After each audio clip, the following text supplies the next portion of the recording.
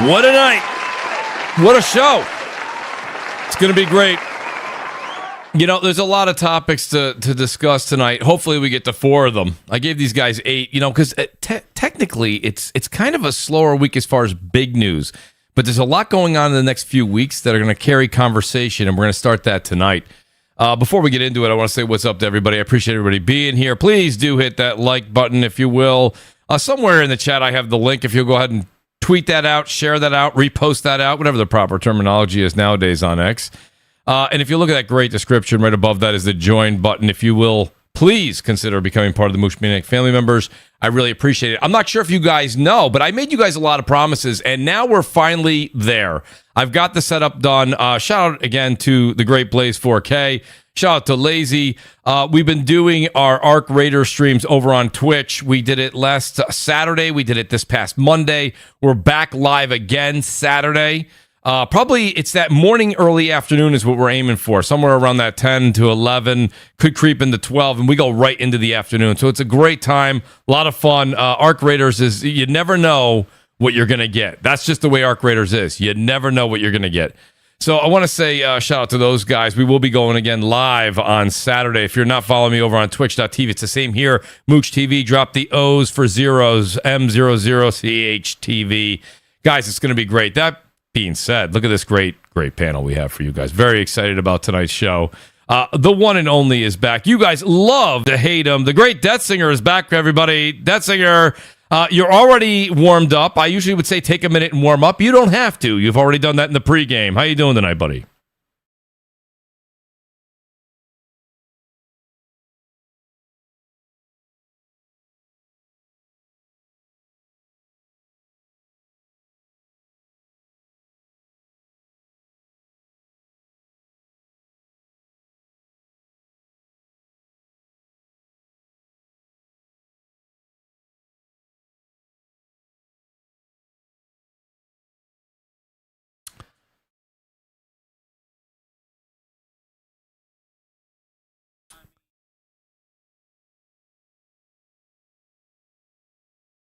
Preview show because that's what it was showing off. But yeah, it's great. This is a great panel, and this is going to be a great show. It's going to be a great show. And I want to say, in case you're seeing in the chat, everyone says they can't hear the sound. I apologize, guys. And Death Singer gave a great little intro there, which I'm going to put him on the hot seat first anyway, so you're going to hear his opinion on all these things anyway.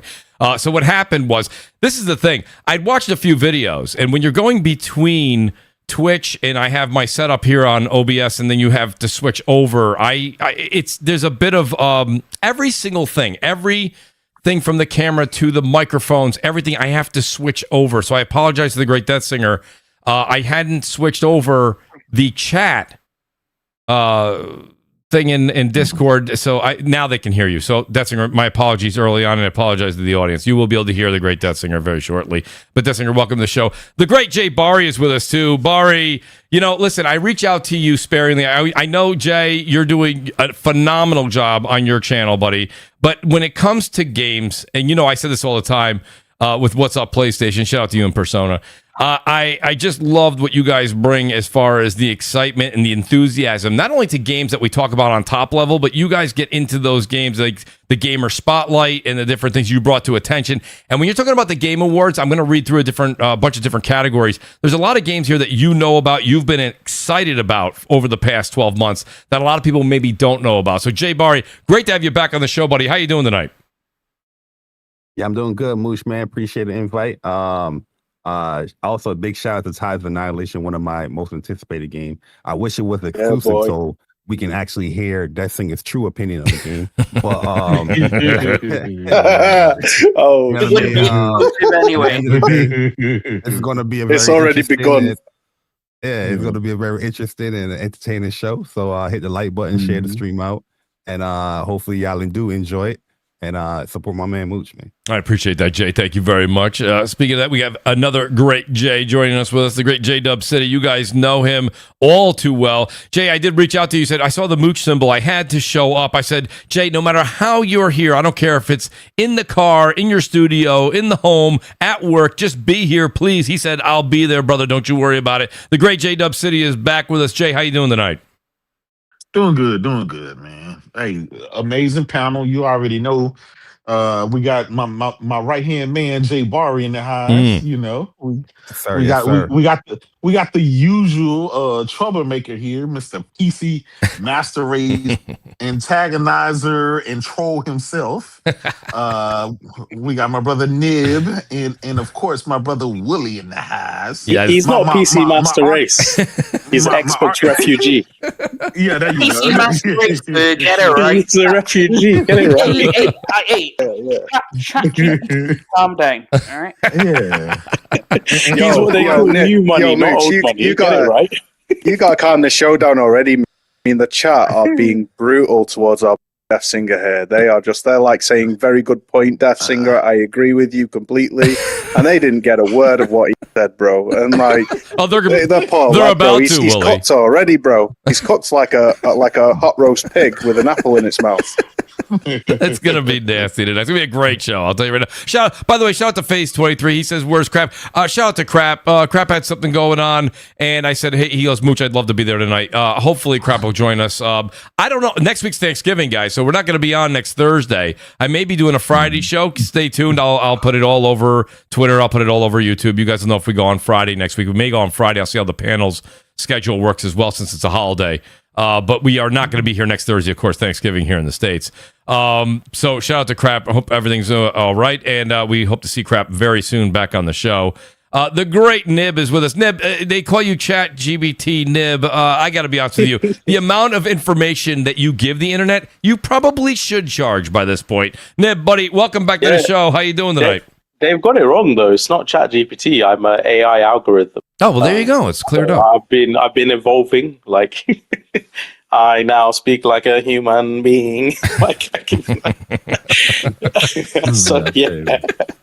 The funny thing is, I've never used AI for any of my tweets. I'm just that sad that I collate these long ass things with all this detail. Wait, Nib, Nib, listen, the world wants to know. Do you actually type them all out, or are you doing voice recognition? Voice to type. No, I typed them out, but I typed very fast though, like super fast. Have you ever did the what is the old school test there? Is it how many words in a minute? Have you ever tried it? But I remember, I think it was Fritanga. He was like, "Oh, you definitely use AI," and I was like, "No, you don't, you fuck. It's just it's not like everyone who can write detailed tweets, so they have to use AI, but they're not human." And then he was like, "Prove it." And I was like, all right, well, let me just record a video. And I recorded a clip of me typing a message to him. I can't remember. I think I was insulting him or something. Then he was like, all right, then fair enough. Okay, fair enough. Great to have you with us there, buddy. I love the plethora of information you bring to the show. I appreciate that immensely. Hey, Mooch. Yes, sir. I can't wait to rewatch this podcast on Astro Cyborg's Twitter. That's correct. That's correct. As Nib always says, at least put the link below, please. Thank you. Yes, right? Can we get some credit? What is the word for that when you like hate follow or hate watch something? I don't know. Can you imagine doing that? I got to be honest with you. I'll be honest with you. People say that. I just think it's, he's a fan. I think he's a fan. That's fine. I think it is. You can't watch something. There's no way. Like, there's TV shows. People go, Mooch, you got to watch this show. It's great, whether it's Netflix, Prime, whatever. And I'll get an episode in, and I'm like, this is horrible. And I'm done. Yeah. I'm done. If I'm there week in and week out, I'm a fan. I'm a fan. So that's why I put a positive spin on that. You know what I mean? That's the only thing I can think of, Nib.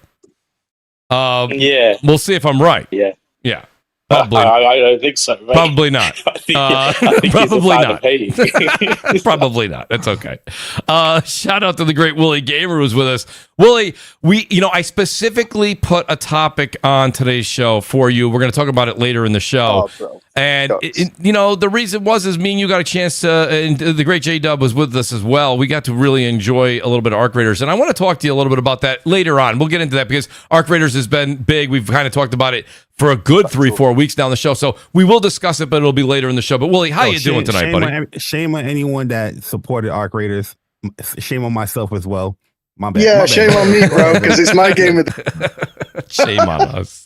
Shame on us. Yeah, right? Yes. I have a big issue, right? Because everybody keep, saying how these created characters and every other game for created characters is trash. They trash it. DEI, this, DEI, that. Now AI came into it. This game is full of AI and all that. Nobody give a damn.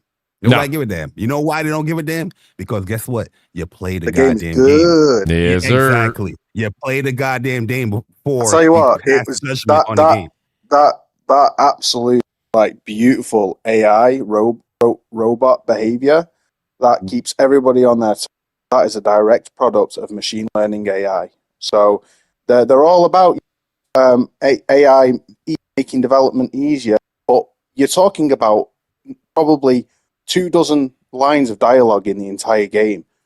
They're going to, like that. It's clearly not the priority, and it's like I don't understand why so many people are upset that they didn't hire loads of voice actors to individually voice like 5 lines of dialogue and call it a day and give them a measly paycheck for barely any dialogue, or have to overpay them out of the budget for just 5 lines of dialogue. I mean, if the game might as well not have dialogue. That's how little dialogue there is in the game.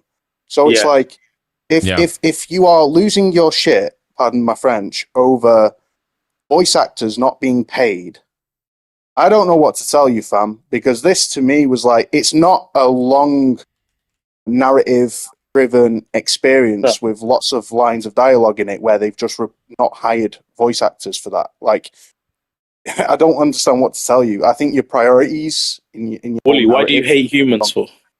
That's clearly what I'm saying. I'm loving what you're saying. Don't get me wrong. Like, I'm all pro AI because I am an AI, but I'm just saying, why do you hate humans for? Oh, I hate them, bro. I hate humans because they kill me in art. I will say about this subject, though, we need to, I think, like, as an industry, like, I get it. Reviews are subjective, right? But there needs to be some sort of editorial standards for consistency.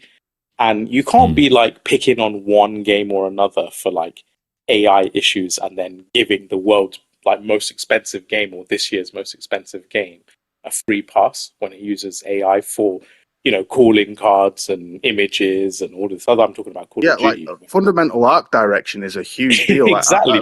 To me, that's more graphics. Yeah, that's more insidious to me because, like, literally an artist could have actually done that work. Yeah. And, and then the way it's shrugged off is like, oh, it's a different reviewer. Okay, but when you get into the point of reviewing politics or the process by which something is made, you are no longer actually reviewing the product. You're reviewing something else tertiary to the actual experience, right? Like, if she said, or the reviewer said, like, the voices are bad, I don't like the voices, that's one thing. But they're talking about how the voices were made, which is not the game itself. It's that's right. Produced. So then how far do we take it? If the developers have harassment or sexual sexual harassment or whatever, or assault cases going on in the studio, do we knock the game because of the process by which it's made has tumultuous? Or say, the manufacturer, say Microsoft, right? They've been embroiled in some controversy recently because their cloud systems were used in Gaza, right, to target Palestinians. IDF were using them. So then do you mark Xbox games down because of the process by which they were made could have been funded through these means? It's like it's a very slippery slope. That's why I say, rather than get into the politics of it, how this was made or who made this or what this director said or what this employee said, just focus on the product and the experience of it. The voices, are they good? Do they work? Do they function properly? How is the distancing? How is the, how it morphs your voice and all of those kind of things? Does it add to the experience? Nib, I ain't trying to hear it, Nib. I'm out for smoke for Concord. R.I.P. Concord. Bro.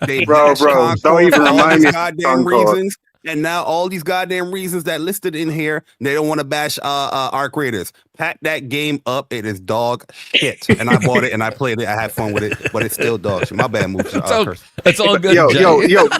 Yo, before I lose my shit to what Jay Barry just said, I just want to say, Mooch, I am doing well, thank you, brother, in answer to your question. Yes, and great I to do hear. I do just want to, kill the cat straight away and kind of get this out there because I'm seeing some new sock account in the chat, Fun Employee 44, probably Unemployee 44 should be called. He's going on about my I've been, bought a new PS5 Pro by Xbox fans as well as PlayStation fans, and here I am disrespecting Microsoft, a company and a corporation.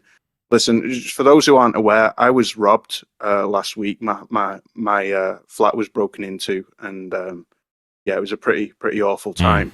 But the gaming community was just overwhelmingly kind. Check my pinned tweet on Twitter.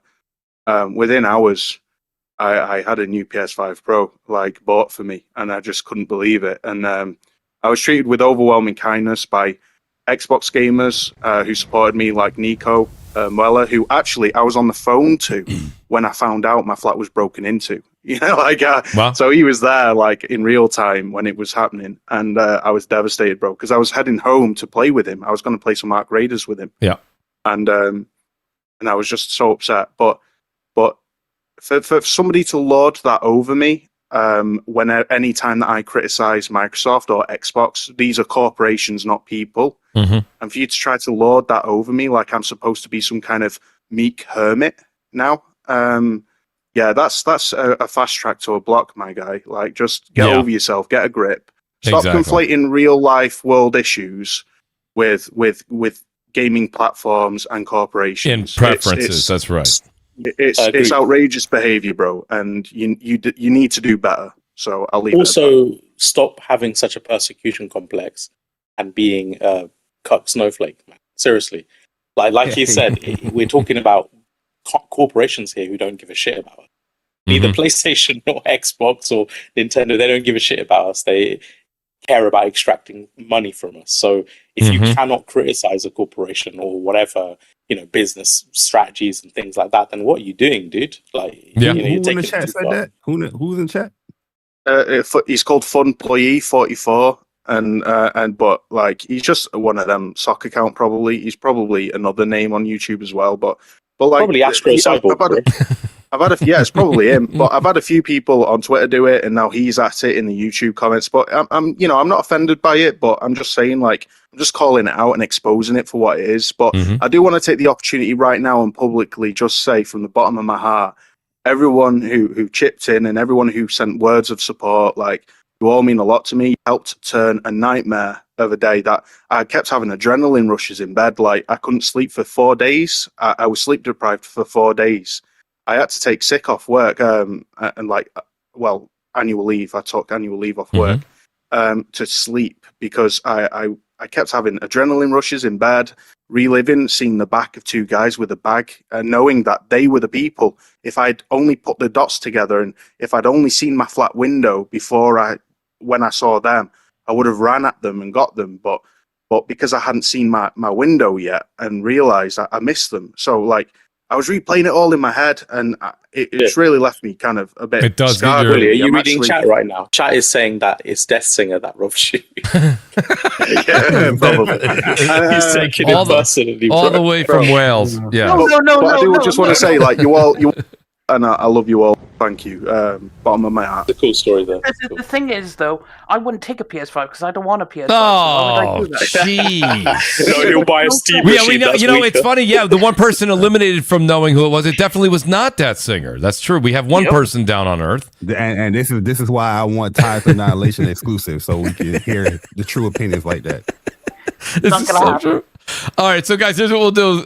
Willie, honestly, thank you for that little bit, dude. I happen to know this because we were gaming on Ark Raiders, and I got to tell you that I do understand that anxiety that was going through, especially as you're replaying that. You're like, if I just had those 5 minutes back, I completely hear you. If I was 30 seconds sooner, if I was home 30 seconds sooner, I would have caught them leaving my flat, bro.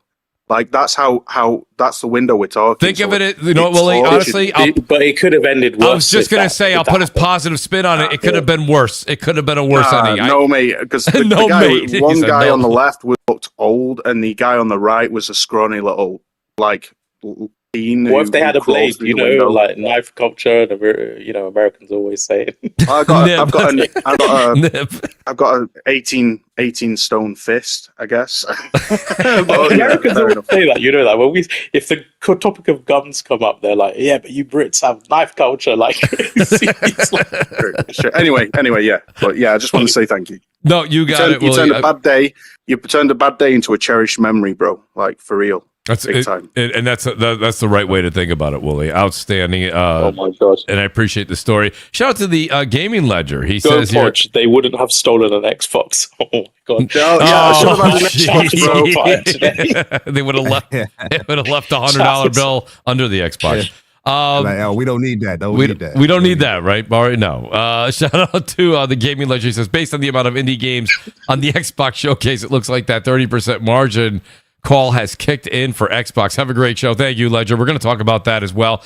Full Spec Tryhard, he says, we've been saying it forever. Microsoft kills everything it touches. That people actually think COD would be any different. That's our second subject. I do want to talk about the Game Awards. And Barry, I'll start with you, and then I want to go to Death Singer because I know you guys. I'll just go ahead and read the nominees real quick. So Game of the Year, I have all of them here. So if you guys want to know about, I'm doing a nib tonight here where he says, I got all the information. I have Best Art Direction, Best Audio Design, Best Game Direction, Multiplayer, etc. We'll start with Game of the Year. Claire Obscure, of course, Expedition 33, Death Stranding 2 on the Beach, Donkey Kong Bonanza, Hades 2, Hollow Knight Silk Song, and Kingdom Come Deliverance 2. Just to start there, Jay, if you want others read, just let me know. I will gladly read them off for discussion purposes. But Jay, there's a whole thing here.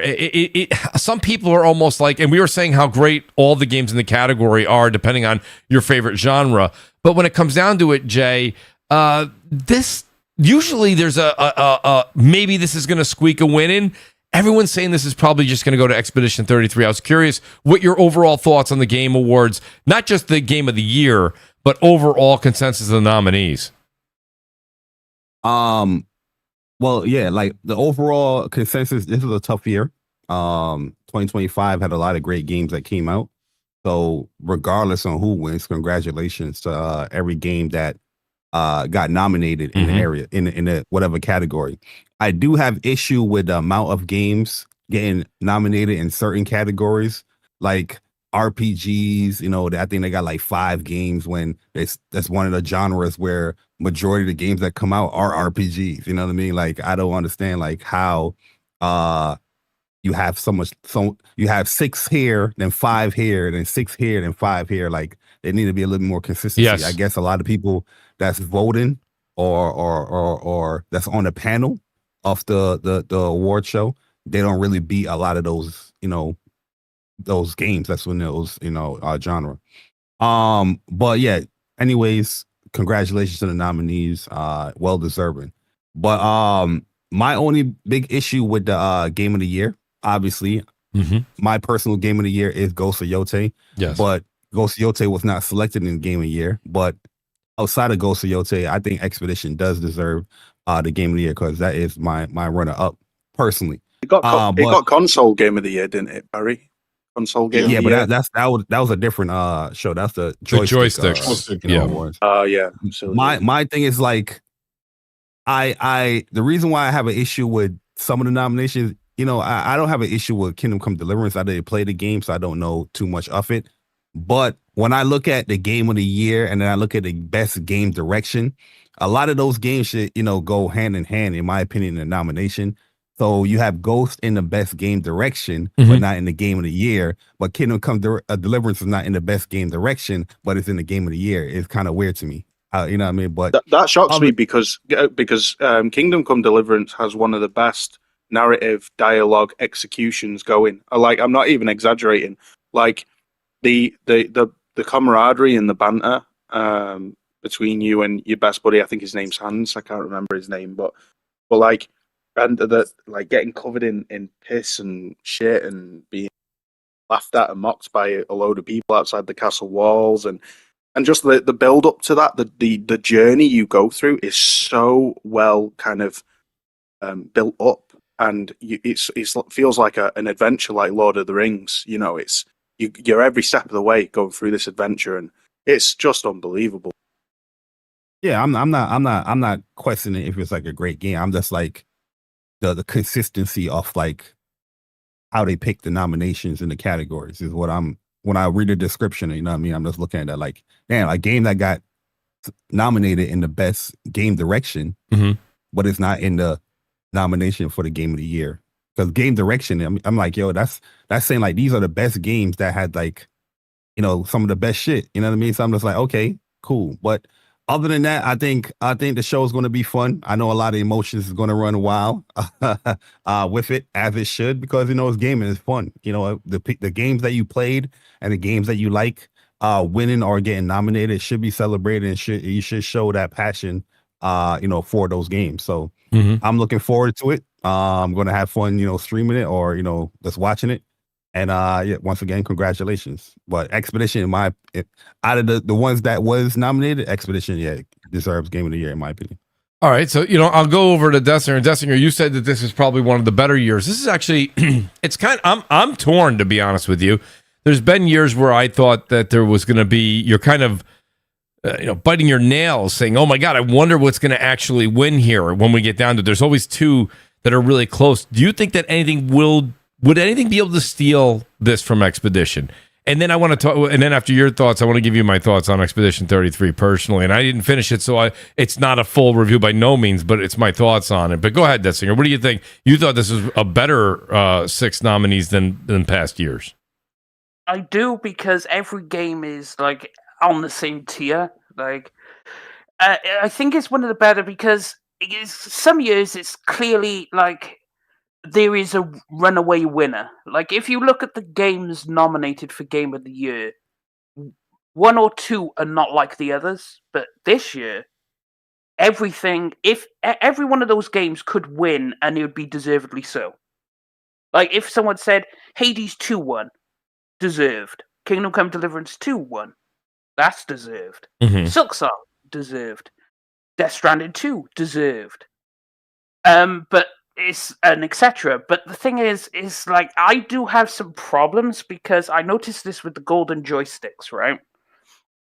Which obviously I watched that too, but there's some strange things, because it's like, for example, golden joysticks, Hollow Knight Silksong won PC Game of the Year. Now I know that's factually untrue. It would be Kingdom Come Deliverance 2, right? And then Best Remake Remaster was Elder Scrolls 4, despite Trails in the Sky releasing, which is another fumble, because that's clearly the better game. But then I look at this, as Barry said, the RPG category only has 5 noms, and I don't know how you do that, because Trails in the Sky, the first remake, should be in that category. Unquestionable. Like, even if you said, right, you can only have 5, you can't have 6. Well, I'd take out Monster Hunter Wilds, and I'd put Trails in the Sky in its place.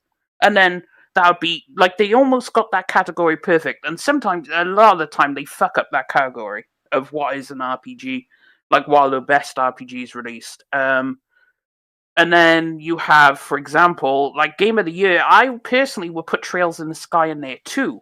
I'd take out someone like Donkey Kong, and I'd put that in there, because it's deserving, but it got snubbed. But now, I agree with you with the RPGs, Singer, but I would not take out Monster Hunter Wilds, one of the best rated ones. Avowed, get the hell up out of there. That's what need to get up out of there. Congrats to Obsidian. I think they're the best studio for Microsoft. But if you basing everything off of the critical reception of the game, it was one of the lowest ones in that category. Yeah. Get that crap up out of there. Also, but I was, from my experience, when Monster Hunter Wilds launched, it launched with a shit ton of issues. It was not a small launch. And it was a sequel to Monster Hunter Worlds. Now, Monster Hunter Worlds is goated. Wilds does not live up to Worlds. It's a step down. It's not even close. It was a solid 80 hours, but I could spend 800 hours in Worlds. Like, Worlds is just the peak, and then they took a step down. That's why, and you had issues at launch. So, yes, your game is good now, but at launch, there were problems. So I can't put you up there. Whereas Avowed, it's not as highly rated, but I didn't have problems at launch. I didn't have. How can you say that's a worthy contender for RPG of the Year when it's one of the better? For goodness sake, just because it runs competently on your PC, that's such a PCMRist attitude to have. No, it doesn't suck performance-wise. It's the GOAT. It's like, it needs to be a good game, bro. And it has decent combat, but everything else, it's like soulless. It's even the NPCs are static. They don't move. I personally enjoyed it, and I think they did a good job, and I'm happy it got a nomination because I think it is a good game.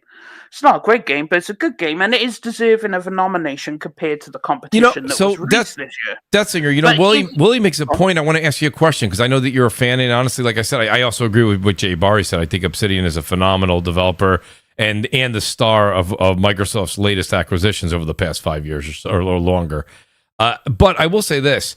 One of my biggest gripes about Horizon Zero Dawn was the way that they, whether it was Aloy or any of them, they were kind of lifeless, staring out into space, this and that. I thought they worked on that pretty good. They made some decent improvements. They heard the audience for Horizon Forbidden West.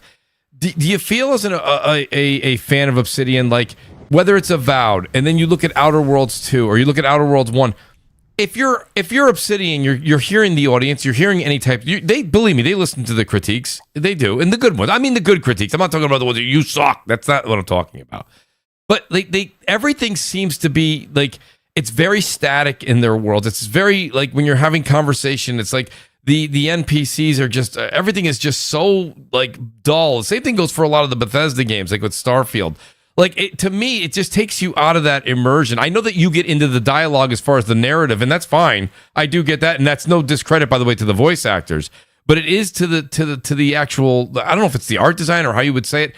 That's the one thing that I think keeps plaguing Obsidian games for me over and over again. Is it's like it just. Here's the thing. It's like. There's no evolution they haven't gotten better in certain areas. They've gotten better, maybe longer games, more dialogue, maybe more in depth, more decisions that make an impact later on. That's great. But how about changing something else that's so not static when you're having that dialogue? What about Absalom? Because is that an RPG? It's more like a fighting game, but I mean, it's got RPG-like mechanics. It's like a roguelike. It's not mechanics, but it can't get nominated. It's not an RPG. If you were to definition an RPG, like if you look at the category, all of them could be called RPG. Why isn't Absalom in the fighting genre though? Like Absalom was like that is so thing. Good. But to answer Mooch's thing, it's like thing is they clearly they focus on the writing and narrative, and that's what more I focus on. Am I looking into the NPC's eyes? No, I'm too busy trying to figure out what my decision's going to be, what effect it's going to have. Paying attention to the narrative and story. Yeah, that criticism only is allowed for the games that is not on the PC, like Horizon that came out. You pointed out. No. But Horizon, my problem with Horizon was Aloy, right? The game itself was perfect. It was the MC. See, the MC in Avowed is create your own, right? So it's a create your own adventure, and you could role play. What's the personality of that? The personality is whatever you want it to be. It's a create your own, right? So if you want to be a dick, you could be a dick. You want to be a good guy, you could be a good guy. If you want to be something in between, you could be that. Role playing, right? You play a role. So do I want to be the biggest dickhead in the entire world? Okay, I can do that. Do I want to be some random stupid ass janky motherfucker? I can do that. Like I can fulfill my role play aspects. So that's why it's whatever you want it to be. And that is something, obviously, in the Western RPG genre that is done a lot. But it's when I think of Avowed, it's not as good as the Outer Worlds 2, but the NPCs I really don't focus too much on. It's more the story that I'm focusing on. Now, this comes back to stuff like CRPGs, right? Because in CRPGs, you really can't see the characters. Like, they're little tiny things on the screen, like you have to zoom in just to go down and look at them. So you're more just interacting with the story rather than focusing on the NPCs. So I tuned out the NPCs. Like when I speak to an NPC in any RPG, I don't give a shit what they look like. I just want you to tell me a good narrative, tell me what I need to do, give me my quest so I can piss off and go do it. You know. But do you just not care what they look like because you mod them with big boobs and stuff afterwards? No.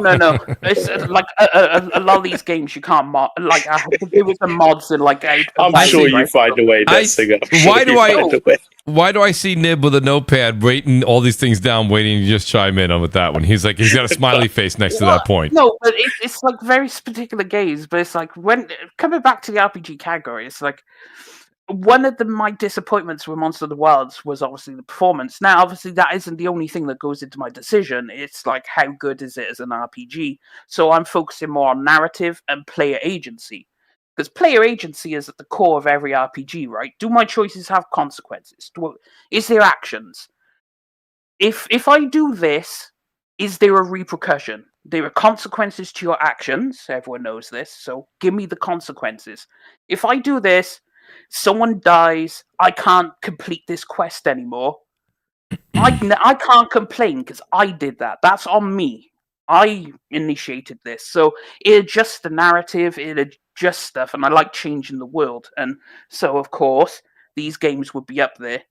Now, obviously, if we're talking about JRPGs, you don't have that kind of player agency because JRPGs typically aren't like Western RPGs. So there is a difference. But anyway, I'd put Trails in the Sky the first up there because it absolutely deserves it, and I don't know how it didn't get a nomination. I guess the journos don't care about niche JRPGs. So best RPGs. Just so the audience knows: Avowed, Expedition 33, Kingdom Come Deliverance 2, Monster Hunter Wilds, The Outer Worlds 2. So Singer, you're going with who then on that best RPG then? It's wild that you have, like I said, RPGs. There's a lot of RPGs that come out every year, and you only have 5 in that category. It's wild to me. Yeah, you should have 6 slots at least. At least 6, yeah. But yeah, I agree with that. Like, I don't know why they only put 5, because there's clearly more than 5 good games this year. But I mean, I guess they hate RPG genre. I mean, to be fair though, they do pretty much a lot of the years fuck up the RPG genre. Like, they nominate games that are clearly not good, just so they can have something to throw in there. Like when when you say they hate the RPG genre, but like, Baldur's Gate, I think more RPGs have won the Game Awards than any other genre. No, I don't think so. Yeah, Fallout, Baldur's Gate 3, Dragon Age, yeah. Yeah, but those are like the popular, ones that reviewed well. There's so many other RPGs that come out that a lot of the people that's on these panels they won't play those games. So that's why you never see them. But I think that's more like the popularity thing. I think, because it's just not as many journalists have played those other JRPGs or niche titles. So here's another. So a lot of times the criticism, Nib, does go to the folks that are in the voting place of voting. Should you have to have finished the game and prove that to the how you want to say it there to the Academy, whatever they want to call it there at Jeff Keighley. If you ain't complete the game, I'm not trying to hear your opinion on nothing. Well, I agree with that too. Yeah, I think that's fair. I do. That's why I always say if I didn't finish the game, I'll say I didn't finish the game. So my vote really doesn't count in that category. But I mean, I do so think Mooch, that matters. You can't vote on 90% of the games you play. I know. I play 90%, 50 to 90% of a lot of them. That's Nib's fault, by the way. I want to let everybody know that. Nib, listen, Arc Raiders, that's my problem. That's my biggest problem. I want to ask Jay Barry actually this question. Jay Barry completes probably some of the most games per year. Okay, his numbers are unbelievable. Yet he still plays. He doesn't just complete them. No, he gets the platinum. He gets but I'm going to throw another stat at you, Nib, that you don't know about Jay Barry. He also plays multiplayer, and he plays a good amount of it. So for me though, Jay, I'm what now? Almost 38 hours into Ghost of Yotai, and then Ark comes out, and I'm like a moth to the light. The minute somebody says we're playing Ark, I play Ark. I don't know why. I truly enjoy my time with that. J-Dub knows. The minute I'm like, Jay, let's get on an Ark, he's like, yep. Jay sometimes leaves work early. Forget about putting the game down. We leave work to play this game. I'm on my way. He's like, don't fill that third spot. I'll be right there. And I'm like, I got you, Jay. I got you. That's how hooked I am on some of these multiplayer. And you see, I have this footage here. Listen, we're going to get into Call of Duty after the Game Awards, but I guess I'll go to Jay. Jay, what do you think at the end of the day, Jay? Is this are these Game Awards exciting for you this year, or does it hold as much as other years, or no? No, absolutely. Listen, I think it's valid. I like, there's some for everybody, and let's face it, it's like every month this year, another game would drop and it would get high Metacritic, and it's like, damn, this year just kept delivering game after game after game, all the way into even now, you still got high Metacritic games dropping. So I mean, listen, you're not, everybody's gonna want their favorite game to be there, and if it's not your genre, if you don't like JRPGs, or if you don't like, you know, sports games, or if you don't like this type of game or whatever, Yeah. you're gonna be disappointed. That's just, you're not gonna be able to win everybody, right? This was a year where I think a lot of people thought it would be a slower year because of GTA or whatever, but that got delayed, and so everyone else started deciding to put their games out there. A lot of surprises. I mean, who thought the Expedition 33 would, do as well as it did and gravitate and grab a bunch of people. Mm-hmm. Listen, Batch I is think it so was good, great. bro. Plus, I'll be honest. My shoe-ins for game of the year was, Ghost of Yotai and Death Stranding 2, right? And Death Stranding 2 is there. I hope it wins. I think it deserves to win. But, if it doesn't, I'm not mad because all the games up there are very valid. I bought them, I played them, Mm-hmm. and, I got my money's worth. So I think, no matter who wins, I think we can all say, well, that game was good. That game sold. A lot of people enjoyed it. So can you really be mad? No, but I can't be mad. But I know a lot of people are going to be mad if Death Stranding 2 wins. Yes. They're going to get mad at see, Keely, I Y'all get knew rigged. you had it in for Kojima, and it's like, man, listen, give Kojima his props, man. This dude been doing it for 40 fucking years. He Yeah. never had a game less than like 85 Metacritic or something like that. I'm telling you, you just got some haters out there. It is what it is. If it's not a game for you, that's fine. It's okay to admit, because I say it all the time. Listen, this game isn't for me, but I'm not gonna knock it for anybody else who bought it and enjoyed it, and I'll kudos to them. Mm-hmm. But I really wish Ghost of Yotai. I just think the timing with Ghost of Yotai, because it came out so late, I just think that was probably one of the reasons it didn't get pushed in one of the top slots. But it's Yeah. okay. I'm fine with it. I'm fine with it. My one It's and woke. two. If my number two, I know, right? If my number two didn't make it, then hey, I still got my number one up there, so I'm good, man. It's a great year. We just need to enjoy gaming, man. We That's just need to right. enjoy it. I will It say, was really good. We Very spend so good. much time crying and whining over fucking everything, where you lose track of the enjoyment of gaming, right? Yep. Having great games. Yes. That's all that matters. Having great games. It's not the power. It's not, the service. It's none of that other bullshit. It's just great games. That's right. I will That's say, it. what you were saying about like every blood, seems like every other day there's a quality game, right? So like I thought, okay, Battlefield, I'm going to be stuck on Battlefield. This is going to be my go-to game for the next few months. The Arc Raiders comes out. Everyone's talking about Arc Raiders. Then I get Arc Raiders. Then bloody ruined my Dispatch. progress in Battlefield, bro. Then Dispatch comes out, and I'm like, okay, I've got to get that. I've got to beat Dispatch. Amazing. Yeah. And then now, like Guapzilla, he's like talking about Luminous, Arise. He's like, trust me, if you want a palate cleanser, get. I'm like, shit. Yeah. And everyone's saying in the space was saying it's really addictive. Wait, which one? Like, which game did Guapzilla recommend? Luminous Arise. Oh, Luminous. Yes. The Luminous. Yes. The Luminous game. Yeah. I don't know how you guys pronounce it. Standard and VR. You can play it in VR or you can play it in standard. Have you tried? So Jay, have you tried it? J-Dub? I got it. I need to. I got it. I haven't played it yet. You and I have been on fucking Arc Raiders. That's what it's been nonstop. But I'm gonna tune out Arc Raiders this weekend just to go ahead and give that a try. And but man, listen, I'm not gonna lie, man. I was on Battlefield. I kind of feel sorry for Battlefield for me, because I was on Battlefield and like days later that Arc Raiders came out, and it's like, man, I have been back. Jesus. Mm-hmm. All of them is inferior to the multiplayer game of the year. Yo, let me tell you about Arc Raiders, right? Mooch, I bought my brother Chris Arc Raiders. Chris isn't like he's not on Twitter. He's not a game aficionado. He plays his Battlefield, plays his Call of Duty Warzone. That's about it. But he is now a higher level than me. He's level 68. I'm level 63. And he's like been sick ill at work due to fatigue because Arc Raiders has hooked him. Yeah, he's probably losing sleep.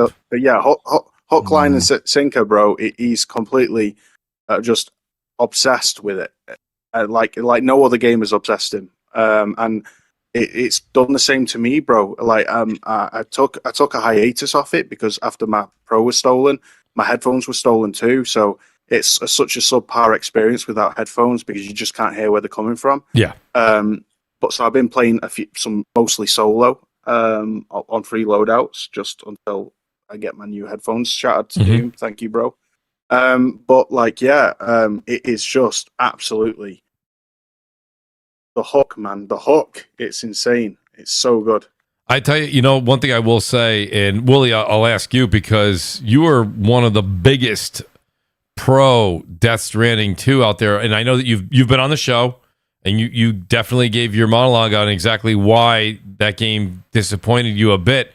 Is Death Stranding 2 still your pick for Game of the Year, though, Willie? It changed, bro. Yeah, it changed. Like, to be honest, I would have voted Clair Obscur over Death Stranding 2, because of how it left me.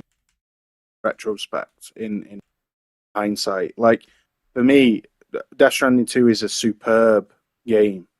In terms of the story and narrative and delivery and the epic moments leave me almost shaking, bro. Give me goosebumps. I love every second of it. But there were just some things that I felt there was a disconnect between me and the player and what Kojima was doing, in the sense that it didn't feel like Death Stranding anymore. I felt like the world was very contrived. It felt like literally a game developer put a bunch of biomes together and thought, oh, a big desert here will look cool. It serves no purpose but to look cool. And it just didn't immerse me like the first game did. And also what they did to the beast, like they had so many opportunities to make them even more terrifying and kind of a core focal point to the story, but they just became a nuisance. And it just completely changed the personality and soul of the game of the IP to me. Like the soul of Death Stranding was not in Death Stranding 2. And so for that, and I had no desire to keep playing after I beat it, which left me feeling so disillusioned because I was like, why don't I want to keep playing? Like, and that's the reason, bro, is for those are the reasons why. So for me, like, I voted Clair Obscur, just because, frankly, I think it deserves it. I've still not beaten it, believe it or not. But I'm like 70%, 80% of the way You're through. breaking the rule then. Remember, we just said jury can't vote on games.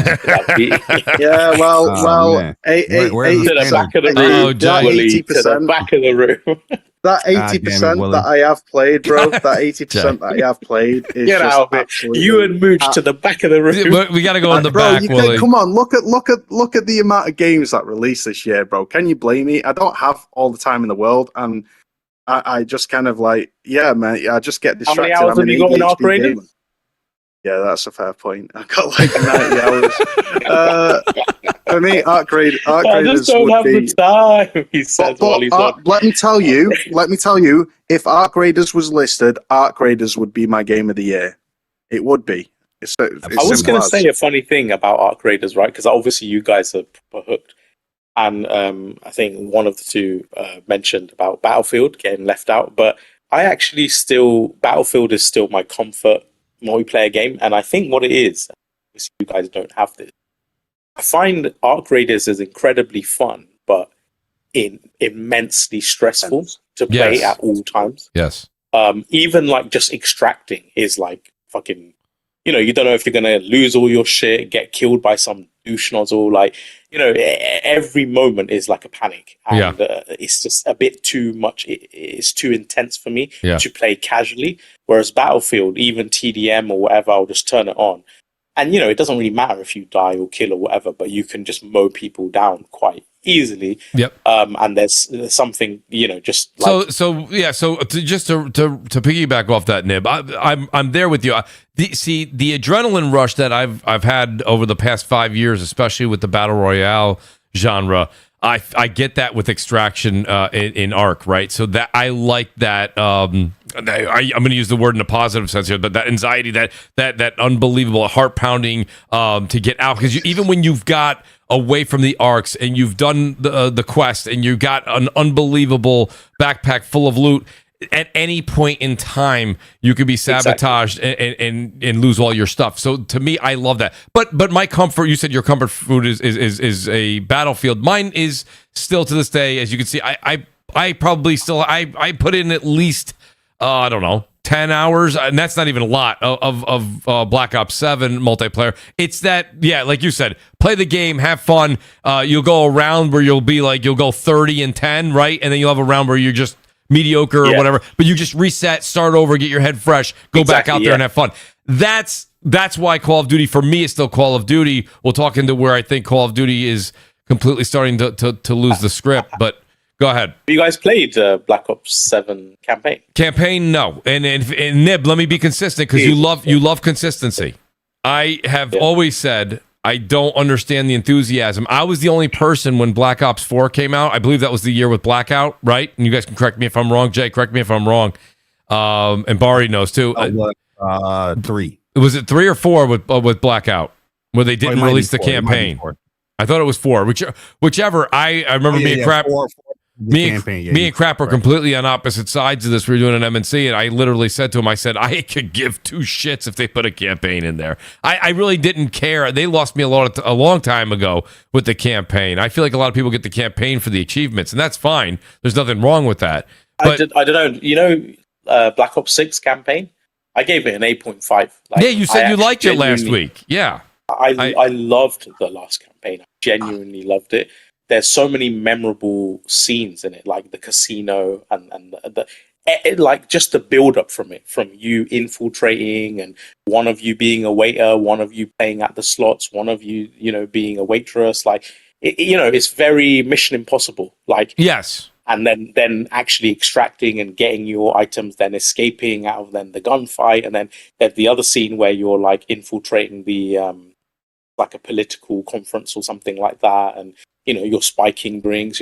So I love the fact that it had all the war stuff, but it wasn't afraid to slow things down and just to be a bit more detailed and story driven and just world building and everything. Like, it made you feel like this is actually a real place and these are real people and they're on an actual mission.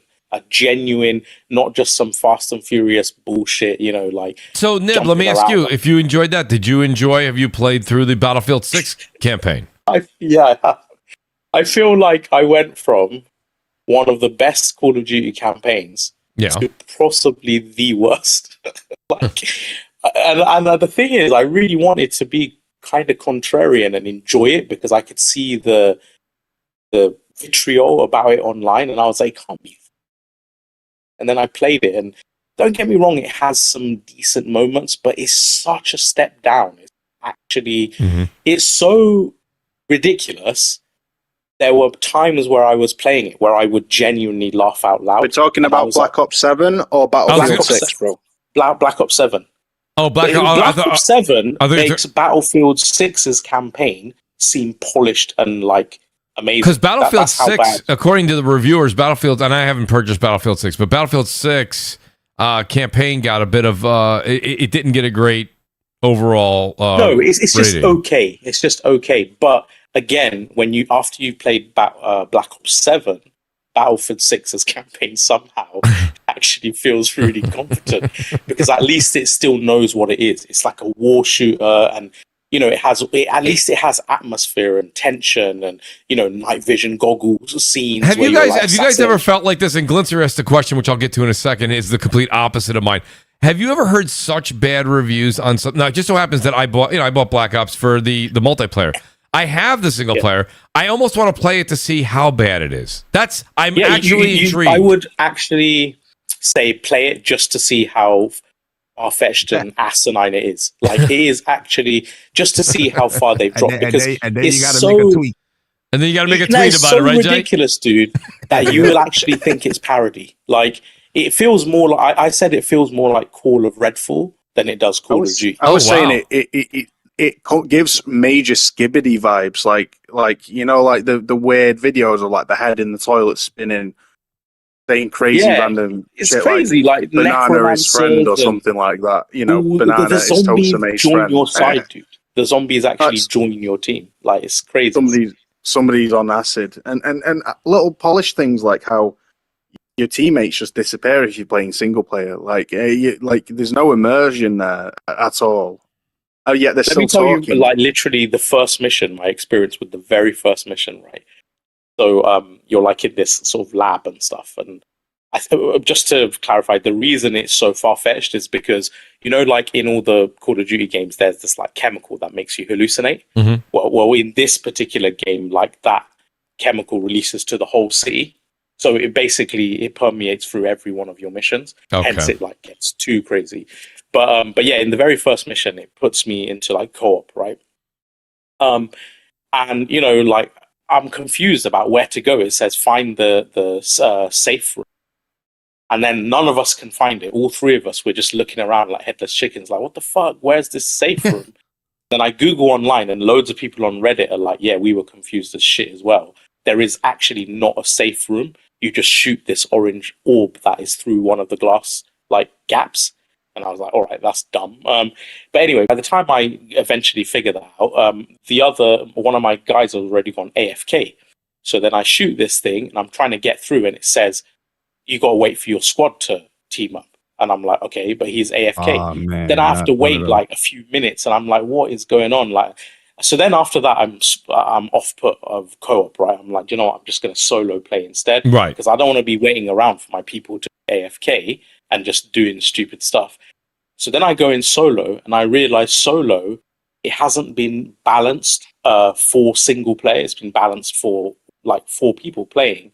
So it's just endless waves of dumb AI stupidity, like just engagement, no like creativity with it. There's wave after wave. And I'm like, this is not fun. Like, this is clearly, if I had 3 other people with me, this would be fine because we're all taking people out, but it's clearly hasn't been right. That's interesting. So then I had to go back to co-op, and it's just like little things like that. It's weird. Like, how can something that cost, I know obviously most of the cost went on multiplayer, but this is like a $700 million project. How the fuck does someone actually green light this? Well, it's less of a who green lights it and just who's not watching. Like literally no leadership. No leadership. Just anything goes. Anything goes. Don't worry. Well, they said that without saying. Well, no, they actually did say that with saying that. Remember, they said we're not worried about Battlefield because Call of Duty's so big. We're just not worried about it. Like, that's basically the arrogance there to say that. I'm glad the reviewers, and forget the reviews too. I'm glad that we're actually seeing user ratings as low as they are. Yeah. Listen. I do think they're going to hear this loud and clear. To be honest with you, for the next few. There's one section where you fight this like kind of like a Spanish Mexican boss dude, right? And he's like some cool thing, and he's like he. I'm not actually exaggerating. He has like these red zombies that they're kind of like ghosty things that follow you around. And he fires giant machetes at you. They're like huge machetes the size of like a building. And they like come down and attack you. But even that, like, he has like the same laugh on loop. And I was like, is my game broken? Because he was, I'm going to kill you. I'm going to kill you. And I was like, is this right, or is this broken? Dude's just doing the same shit, saying the same lines over and over. And I was like, it doesn't make sense, because it's like, this is the most popular game in the world. Like, who is actually doing the quality assurance on this? Like, that was a Game Pass Ultimate, bro. Game Pass Ultimate, especially from the last campaign, which was so good. Like, I was like, it doesn't make sense. Like, how do we go from that to this? I think you're being very kind with very good. I think the last, again, now in retrospect, the last one probably looks like contender for Game of the Year compared to this one. But yeah. So let me do. So I do want to get back to it, Nib. Don't forget some of these. I do want to kind of come back to this. Shout out to the great Babor Country. The show can start. Death Singer, you've already got Babor's blood pressure way too high. Way too high. Is it? He says, F are you saying, PC gamer singer? He says you didn't play Yotai or Death Stranding 2. They're the 2 best this year, bar none. Gameplay, music, graphics, performance, story. But Babor is pissed. He's pissed. Talk to him. Well, I mean, but clearly, fraudulent gamer. If you look at it, though, like everything on there is. But bear in mind, it's hilarious. Half these people haven't played Hades 2 either, and they're going to talk shit about it because it's only on PC and Nintendo at the moment. And I know for a fact these pony boys who only play on PlayStation can't have played the game unless you have a PC or a Switch. Not going to lie, bro, but if you glaze Avowed and Outer Worlds, I bought Outer Worlds day -5, bro, and I was somewhat hyped about it, but that shit is stuff from No, it's a PS3 game. I swear down. The thing is, it's the most uninspired world design ever. The world design is so uninspired.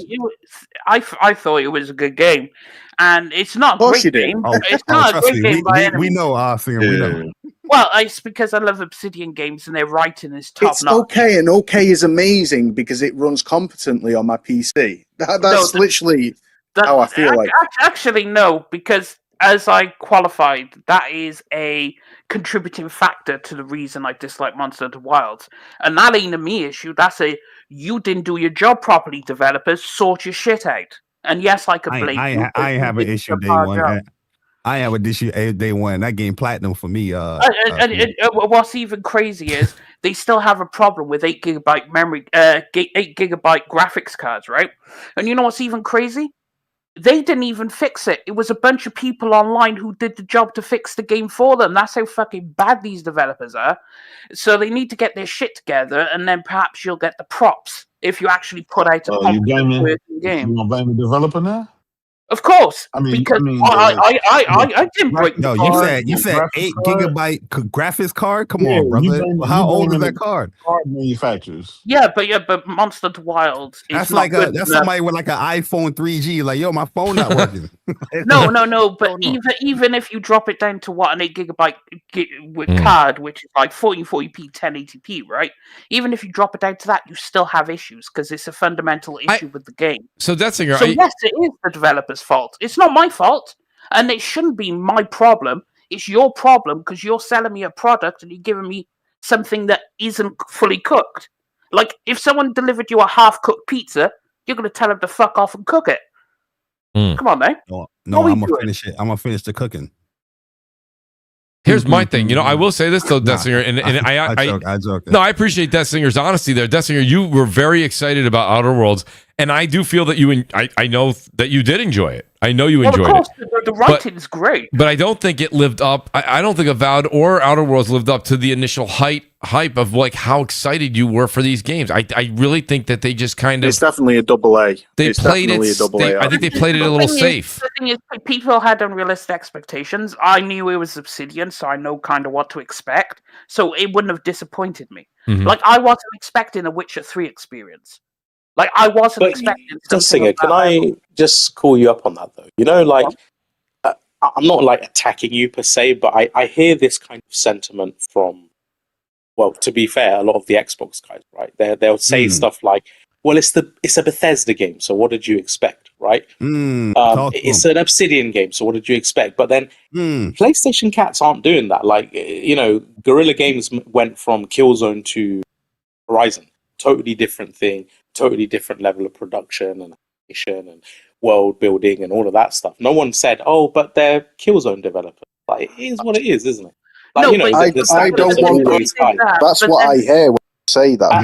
But the reason I say that, let me just finish my point. The reason I say that, right, is because I kind of feel like the thing that made Obsidian and Bethesda what they are is that they were at the cutting edge. Back in the day, they were pushing the boundaries of sandbox. Hold on, hear me out. Of sandbox, of like the options and of breadth of things and systems. And then these days, I feel like it's people, you know, new developers or small developers of like Kingdom Come Deliverance 2 on a $41 million budget doing that, or Baldur's Gate 3. You know, it's like these other games and studios now have pushed the standards and are setting the standard and the mantle and taking it away from these other studios like Bethesda and Obsidian. And when it comes to judging them, we just hear, yeah, but it's just an Obsidian, isn't it? Well, it's just Bethesda. And I think they need to move with the times. The thing is, Obsidian are making the games which they do, which is a bit more low-key. Like, Larian themselves, if you compare Baldur's Gate to like a Divinity, right, it's a massive step up. But it's not. It's not, bro. Divinity Original 2 is not. It's not a massive step up over Divinity Original. Oh, it is. It is. Baldur's Gate 3 clears it. Divinity Original Sin 2 is probably my favorite turn-based RPG of all time. And it is not, by any stretch of the mark, less ambitious than Baldur's Gate 3. whatsoever. Baldur's Gate 3 in most of the metrics is a step up, and that's just my opinion. Obviously, everyone can have their opinion. You're entitled to your opinion, bro. Dessinger, you know what I mean, right? Why is Warhorse Studios, an Eastern European small little studio, independent, like on a small-ish budget, why are they setting the standard that Obsidian and Bethesda can't even? That's weird to me. The thing is, Obsidian, they made the choice to design the game like that. Now, obviously, we don't know what behind the scenes, but that is their creative vision. Like, they said they wanted to make Avowed and the Outer Worlds the way it is. And I appreciate that, and also the writing, but it's like, I can also get around that. It's like, when I play Kingdom Come, I'm like, well, Kingdom Come, I don't even... Pause. Oh yeah, I don't even put them in the same kind of thing. Like, I don't have the same feeling. Like, Kingdom Come is way more simulation. Like, you're actually having to do shit in the game that you don't do in other RPGs. So I think it's more of a unique case, and they actually put their best foot forwards and had their Witcher 3 moment, which I'm incredibly happy about.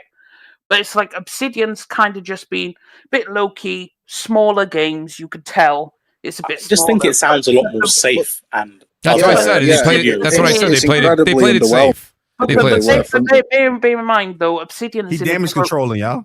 No, because when Obsidian did its best work, it was independent, and you had to do your best work, or you turn off the lights. The studio's fucking gone, right? So their best games were crowdfunded. People actually, So, are you making a case for why being acquired was a bad thing? I thought, well, the acquisition gives them stability, so Obsidian doesn't close down. But also at the same time, I think now they're in a safer position. They could go into a new direction, because most of their games weren't within this direction. And bear in mind, the Outer Worlds 1 was done on like a shoestring budget, and it was from Ubisoft. But it's like, I think they're a bit safe now, and they're trying a new direction, because like when they were asked, would you make a Pillars of Eternity 3? They were like, no, we're not going back to CRPG. So they're trying I'll say this, right? I think like when Elder Scrolls comes out, the new one, if it doesn't move to the but if it doesn't move to the standard of Witcher 4 and Baldur's Gate 3 and Kingdom Come Deliverance 2, and when it doesn't review as well, or it has worse reception and user reviews and everything like that, because it hasn't moved with the times, I need like the Xbox audience to realize it's not some conspiracy. People aren't out to get Xbox. It's just because, again, they haven't moved with the standards. But here's the thing. Here's my complaint. Bethesda fell off. The standards cost too much, Nib. No. But like Bethesda fell off. But that's because Todd Howard is washed right now. He's no longer what he used to be. But also, they're still using that. He took a shower. But they're also using that janky ass fucking garbage shit can. Throw it in the fucking dumpster and set it on fire engine. Yeah, I agree. So fucking get with the times. Get rid of that stupid ass engine. And it's doing more ambitious things than Outer Worlds 2 and Avowed. Like Avowed, the only thing that it excelled in is its art direction and the combat. But everything else kind of fell to plan. Why doesn't BioWare? Why does BioWare get all the hate in the world? Rightly so for their regression. But Outer Worlds, but Obsidian, simply for stagnating and staying there and not progressing and continue to put out the same 2010 level RPG with a new lick of paint. Why are they? When you compare what they've put out this year compared to what they used to do, like with Fallout New Vegas, stuff like that, it's kind of like. Why aren't they being called out for not progressing? Why are they still like a darling in the industry? Here's the thing: Obsidian fans, shout out to people who are actually Obsidian fans, who have critiques of these games. But one thing that has never fallen off is their writing and narrative. That has always been peak. They have one of the fucking fantastic team of writers, and they have multiple. Like they have Sawyer. who is a fucking goat, because he did obviously New Vegas and whatnot. Like, they still have a lot of the fundamentals. Bear in mind, BioWare, all the original people who made BioWare great fucked off. They made their own studios.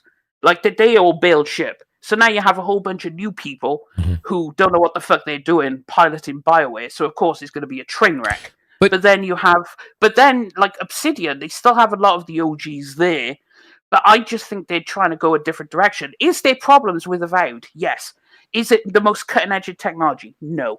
Is it the most artistically and do NPCs look amazing? No. But is the writing and the story beats there? Is the combat good?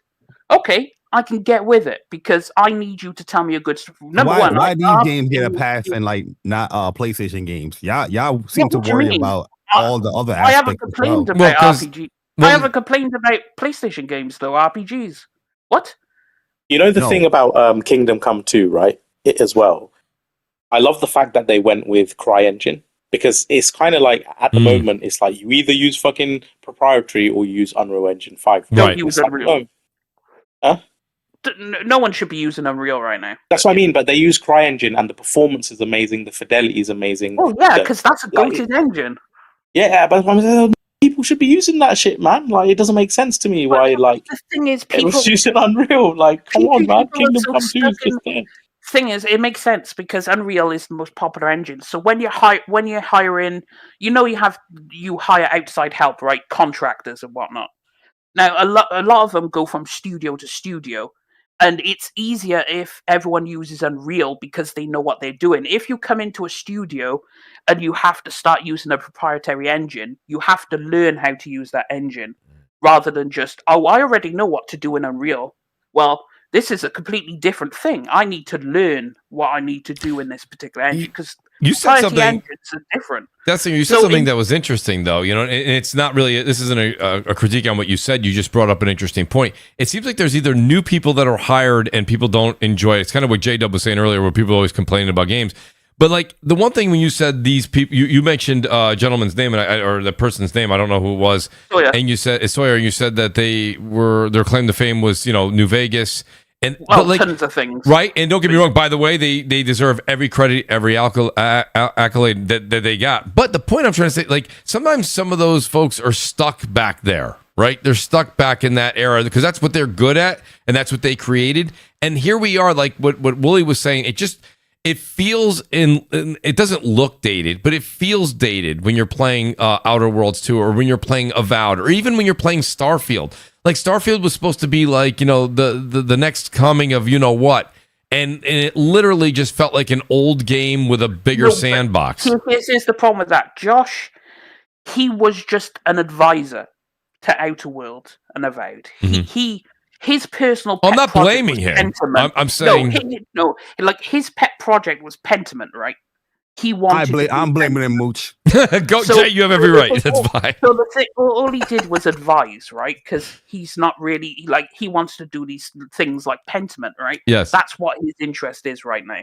His interest is not doing these games. That's your goat, Singer Pentiment. Oh yeah, he's a goat. He did Neverwinter Nights. He did Knights of the Old Republic 2. He did Fallout New Vegas. He did Pillars. What have he done for you lately, Pentiment? But that is his latest pet project. I mean, to be fair, but it's a really good game. Shout out to Pentiment. But you beat it? Yes, absolutely.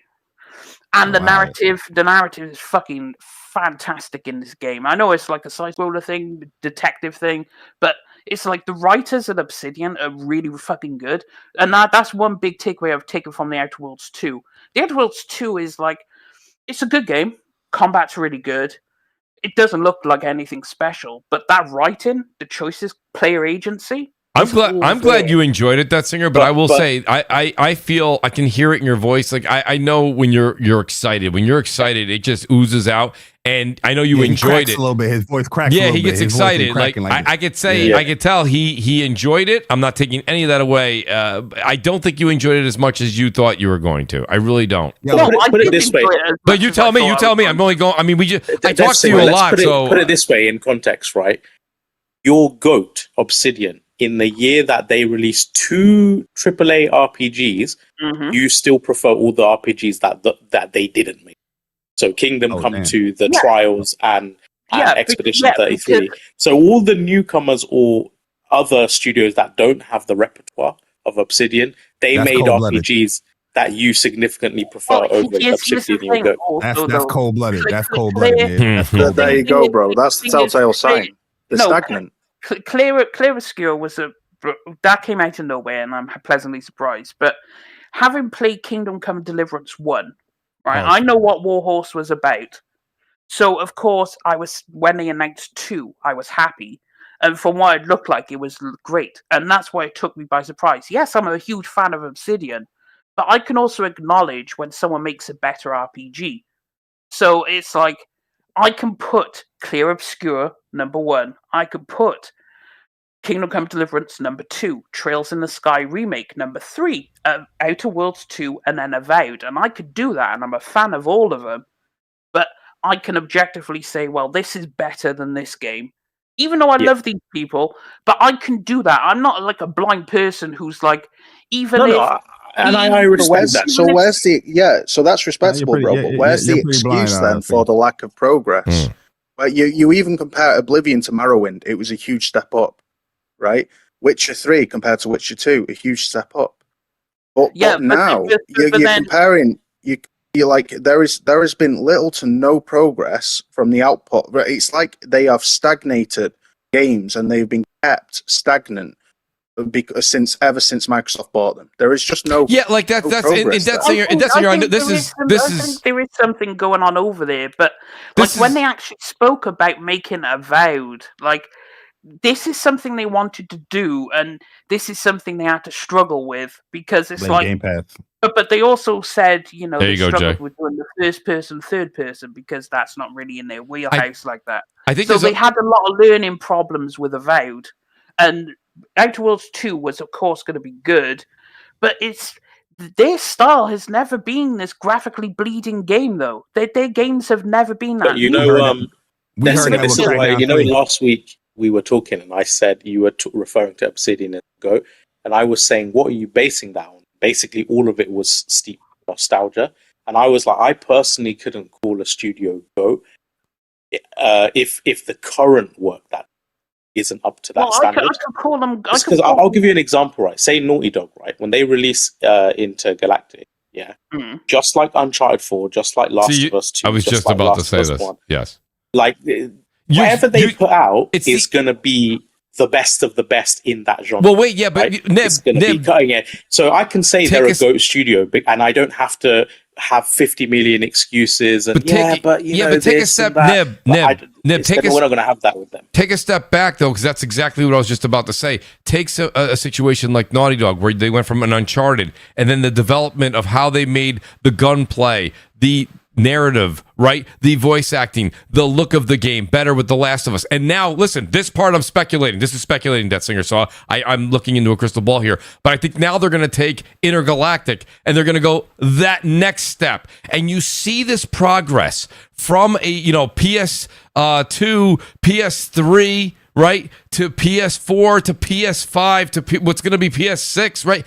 And you see this evolution through this developer. And then when you talk about Obsidian, which again, great studio, but at the end of the day, it's like, yes, they put a beautiful coat of paint on it. The color scheme, the this, the that, the narrative, great. But they had great narrative and they had great color scheme for back in the day as well, right? And everything looked great back then. Everyone was like, oh my God, New Vegas is better than Fallout, right? So people were saying, but the evolution is it's not monumental as they went from game to game and generation to generation. And that's the one thing that I feel like, and Jay Barry said, Game Pass.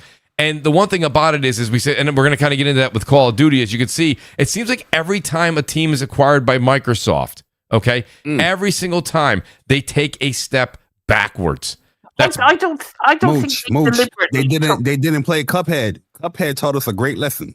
Y'all know what that lesson is? Please tell us, Jay. Never do a deal with a devil. Nope. I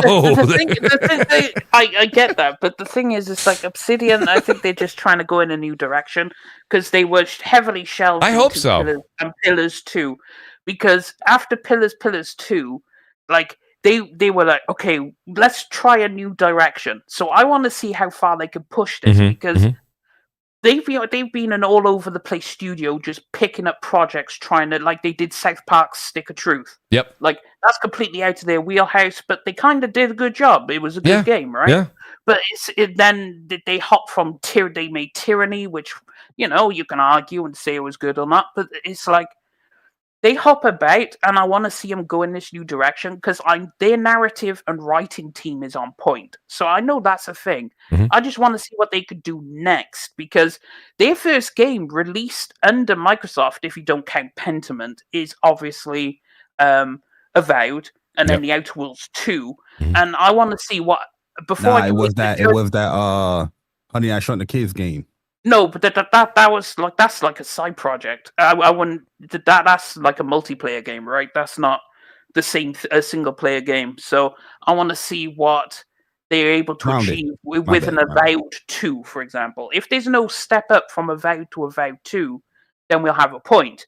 Bro, now, you were excited for Avowed to come out in 2023. It got delayed like what is it? Another year? Did it come out in 2024? Remake the game. Yeah, they completely. And the NPCs. No, it came out this year. Were statues. There were a bunch of mannequins. Was it came out 2025? I've forgotten, bro. It came out 2025. It's nominated. It's nominated. Yeah, there you go. Nominated. Yeah. So but it was announced. Like, my goodness, it's delayed for 2 years, and it, they haven't even got NPC behavior in the game. Like, what are we doing here? Like, and you're praising it through the roof, but it's like, I'm putting two together. Forbidden West would never. But the thing is, to reconcile what you're saying, bro, and with your expectations, you were so hyped for Avowed. You were like, it was like one of the biggest games. You even put it next to Fable in terms of how excited you were for it. I am. I'm really excited. And what you got was the most underwhelming result. But then again, that's your expectations. But then that's your opinion because you don't know my expectations. So don't try. No, your expectations were for Avowed. No. Don't talk for me, Wooly. You don't know shit. You're talking for you, bro. They were your words. I'm saying they were your words. I'm hey man, them Europeans are crazy. No, actually, no. I'm telling you, Death Singer robbed it. Let me say this thing. Let me say this one thing, Death Singer. Right? You described Avowed as a wet dream, right alongside Fable, as your most anticipated RPG on Xbox ever. That you had before even Starfield was released. You were more excited for Avowed. Right, and what was your result after Xbox came out? I've got 99 problems, but 30 FPS ain't one. Bam. Oh, damn, that's all you cared about. That's a low blow. That's all you cared about was the frame rate being stable. But also, I rest my case, bro. No. The thing is, you're saying my expectations. You don't know my expectations. So you said what your expectations were. No, two different things. I'm hyped for the game, but my expectations were. I expect more Obsidian. I wasn't expecting The Witcher 3. You're sitting there and claiming you know what I think, and it's like, so you're more hyped. So let me get this right. So Avowed matched your expectations, yes? It did match my expectations, yes. Right. So let me. So you're the most excited for a game that you rate under multiple releases this year in the RPG category, because it's more of the mediocre same. It's that's your opinion. And no, that's what you're saying. I'm just putting two and two together, bro. No, because you're saying he said you low on your list. No, I'm not saying it's mediocre because it's low on my list. I'm saying there's good games, great games, amazing games. It's a good game. And you were most hyped for a good game. Yeah. He's saying he's mediocre, so he's not mad. Yeah, see, it's like you're claiming these things, and it's like they're your opinions. So I appreciate. No, but that's the thing. I think what he's trying to get at is like, if you said to me like, what are my most hyped for games? They're probably going to be Game of the Year contending bangers, right? In fact, I can't remember the last game that was my most hyped game that wasn't one of the best games of the year. Right. So like, most of us aren't the most hyped for games that are just like really good or okay. We're hyped for games that are going to be masterpieces. But I don't agree with that. I don't agree with that. No, because people are your hyped most for- hyped game. What are your most excited game, Barry? Like my one of my most excited games for like next year is Tides of Annihilation. Do I know that game is going to be like game of the year contender? I don't know. Okay, but that is slightly different because it's a new IP. It is because it's a new IP from a new studio. Yeah, but I mean, listen. No, it's not. It's from Obsidian, bro. You know what you're going to get. New IP though. I know, but it follows just what we've been talking about for the last 20 minutes. It's a very safe formula that they're sticking. You just tripped yourself up. No, I didn't, because you just said yourself they haven't really moved with the times. They're doing the same thing they've done from 2010, right? So we acknowledge the fact that even though it's a new IP, it's very Obsidian formulaic, right? We don't know anything about Tides of Annihilation, dude. We don't have any formula to go by, any track record, any history, any franchise precedents, anything like that. So it's not the same thing at all. We actually don't know. It's unknown. So that in itself is exciting, but I couldn't say that about an Obsidian RPG. You kind of know what you're going to get. I was hyped for all 4 games, though. All the 5 games I put on that list, I was hyped for. Trails in the Sky remake. Well, you were most hyped for Avowed. I was most hyped for Avowed, and it met my expectations. That 7 out of 10 experience is going to be the best 7 out of 10 experience I'm going to have this year. No, so I'm more hyped for that 7 out of 10 experience than I am for what I know are going to be 10 out of 10 experiences. That doesn't make any sense, bro. No, it doesn't make any sense. They're all good experiences, but just one is better than the other. Ones. No, but one is better than the other. Let me ask. The thing is, you don't have to pick. This needs to be mediocre, so this one could be great. They can all be great games. It's just one.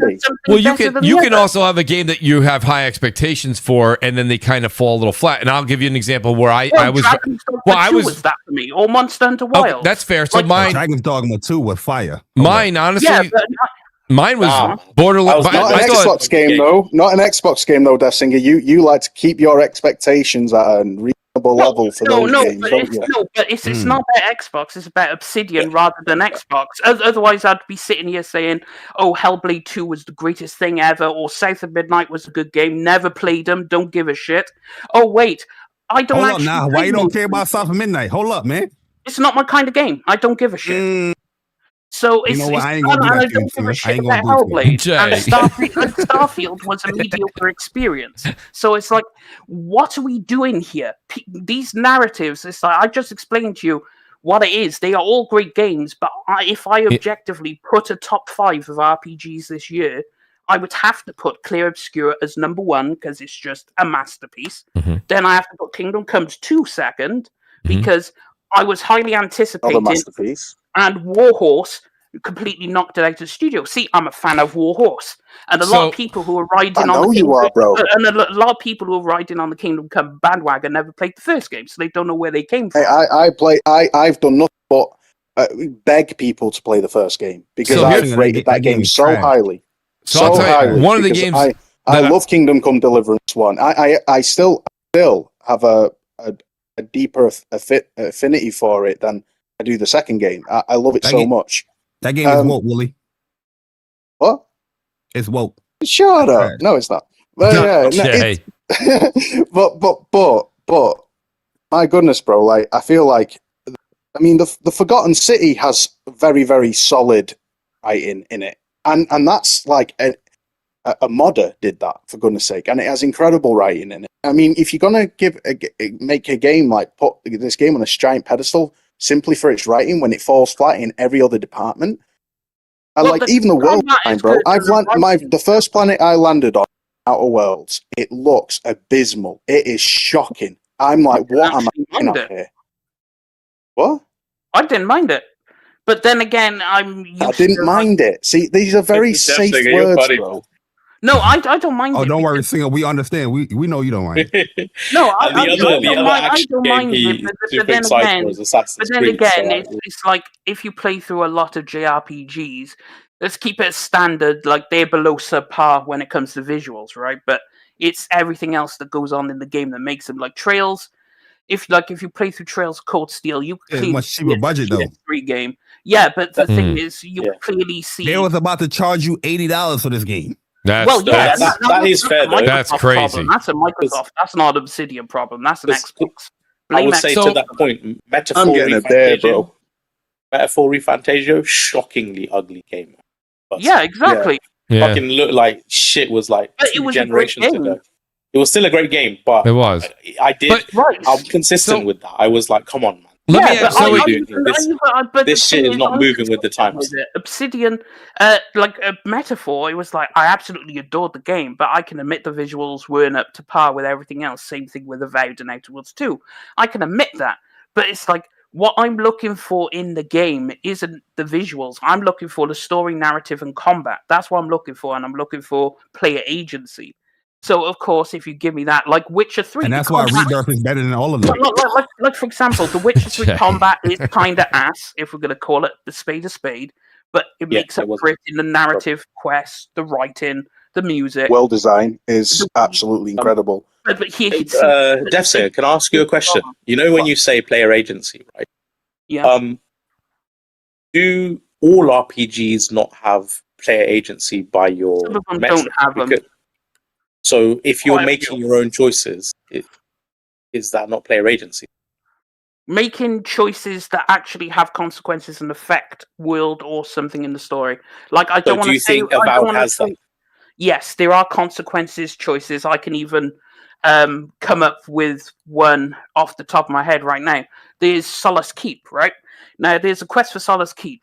If you decide to save the keep, it's explorable, right? You could explore it. If you decide to let it fall, it is now locked out of the game. You cannot visit that area. You cannot go. Well, that's the complete opposite to player agency, because why can't you explore a destroyed or ruined? Well, it's because you made the choice to not save it. You have a choice. But why can't you? He's saying the devs make the choice to lock you out of it. No, but then that's not player agency, because that is player. Like if you can't explore it because you made a choice, that's player agency. That's consequence, bro. That's not agency. That's consequence. No, but and every game has consequence. No, that is player agency, because you don't have to have it that way. For example, like if you have to choose the other option, whereas you could explore it, whether it's fallen or not. But it looks different. It feels different. That would be true player agency. No, but player agency is your consequences now have actions. Right, that consequences to the action. A ruined city would be a ruined keep would be a pretty good consequence, would it not? Can I ask a question? If the keep was destroyed, that was your choice. You did that. You locked that out of the game. What if you want to explore the keep after you've destroyed it to see what loot is left behind, bro? That's tough shit. No, Can I ask you a question? Go ahead, because you've not got agency. Let's get Jay's question in here, and then let's move to the next topic. Yeah, is this player agency? Because in Horizon Zero Dawn, if you don't talk to certain NPCs, you can get locked out of certain side quests towards the end, where you can't get like certain trophies or can't unlock certain things in the quest line. Yeah, that's player agency. Yeah, that would be. Yeah. Oh, yeah. But isn't that actually player agency on par with Outer Worlds? Yeah, but didn't you say that Horizon don't have that? It's not a true RPG? No, it's RPG mechanics, and it's more so my beef with it is the MC, because I really don't like Aloy, so as a main character, so that's kind of my biggest beef with it. Like, the combat is great. I love You hate gingers, bro. We get it. No. It's just the combat is great. The visuals are stunning. Like, I was like, yo, let's go for it. And then Aloy, I can't with her. So I immediately... They just needed the Stellar Blade outfit for her. You don't like characters with bold personalities that is willing to check people in an instant. You don't like characters like that. Well, no, it's just I just didn't vibe with her as a character. I didn't just vibe with her, so of course that's going to put me off. Especially if you're not going to let me make my character. Your character needs to be actually good. Like Geralt, for example, I vibed with Geralt. I felt his feeling. Geralt is more stale than Aloy. He is, but I understand his reasoning, going through his story. I will say, Dessinger, this isn't about you, but I do find this double standard among gamers, especially male gamers in general. like someone like Jin Sakai or Geralt or Master Chief. It's about you, Death Singer. They can be stoic and dull and yes, I'm so cool. And they can barely have a personality and people love them up. But then when a female character is remotely similar, she's boring. She's boring. Like, even though she's still got more personality than all those stoic characters. I'm just saying. I always find it fascinating when people say Aloy is boring. I'm like, yo, what game were you playing? Yo, this girl out here, like, the choices that you can make or the decisions that they give you in the game, like, you can either be like real abrasive, you could be real like rude, you can have the smart approach, you have the like I don't understand, like not meaning to be contrarian here, bro, but I do kind of not really vibe with Aloy personally. I do find her just a bit monotonous and a bit boring myself. But I'm not a huge fan of the Horizon series, and that's not me contrarian. That's just I do think though that it shocks me that there are games doing better. What the example Death Singer just gave was literally, if I make good choice, I get rewarded with a city to explore. If I make bad choice, I don't get keep to explore. It's locked out. That's player agency. And I'm like, no, that's just good and bad consequence. No, so many games do that. And Horizon Forbidden West does that. The Witcher does that. Loads of games do that. Yes, because they actually have player agency. They're not railroading you. I think what Willie's trying to say is like dynamic player agency, like the kind Baldur's Gate. Because if it was Baldur's Gate, right, you could destroy the whole city, and then you could go in there and you could do other shit in it. You could probably, and then you'd return 6 months. You'd return later, and then you'd return later in the game, and people will have settled there and in the ruins. It'll be something crazy like that. Yeah. But that is more to the. But that's still player agency. More to the budget. They don't have the budget for it, do they? That's also affecting the world more so. But then it's like, for example, in Outer Worlds 2, there's a quest you could do, and this quest, like, I didn't know I could even. Yeah, I can't wait for the clip of this one. Pony's talking about Outer Worlds 2. Yeah, well, yeah, because there is a quest and it has consequences later down the line that you don't know about, and a certain thing happens, and you could lose a companion, you could lose an entire town, and you could lose it all because of a choice you made a few quests back, and it has a knock-on effect. But you don't know this. Like, I didn't know the keep would be locked out. I was doing the quest, and I was like, do I want to save the keep or not? And I sat there and I was like, I really don't care about the keep. Fuck these dudes. That's cold-blooded. Can I ask you a question? What would be the reason to not want to save the keep? I'm going to have to retitle this podcast, Death Singer, This Is Your Life, Nib, if you keep going through questions. Let's move on. You're right. The reason is you have to play the quest and what is in there. And if you haven't played that quest, then you wouldn't know about this. But it's other reasons, and it's going really what are those reasons? Is there a compelling reason to want to destroy the keep? Is there a reward? That's off the top of my head. I can't remember what the Halo in there story is. Yo, Jay. Because if it's like you can't explore the keep, then what's the incentive to want to destroy it? I'm just trying to figure it out. Like, it's just a bad decision, basically. Well, I can see right now the Joe Raptor video saying, do not destroy the keep, guys. You'll get punished for it. You'll get no loot for it. You'll get no progress for it. It's locked out forever. It's a bad decision, and just don't do it. It's literally that. I can see right now a Joe Raptor or a Crazy Gaming video about it. Well, the thing is, you have to go to Solace Keep as part of the main quest. That's how I know if you've played the game or not. Because if you don't know about this Solace Keep, I know you haven't played Avowed.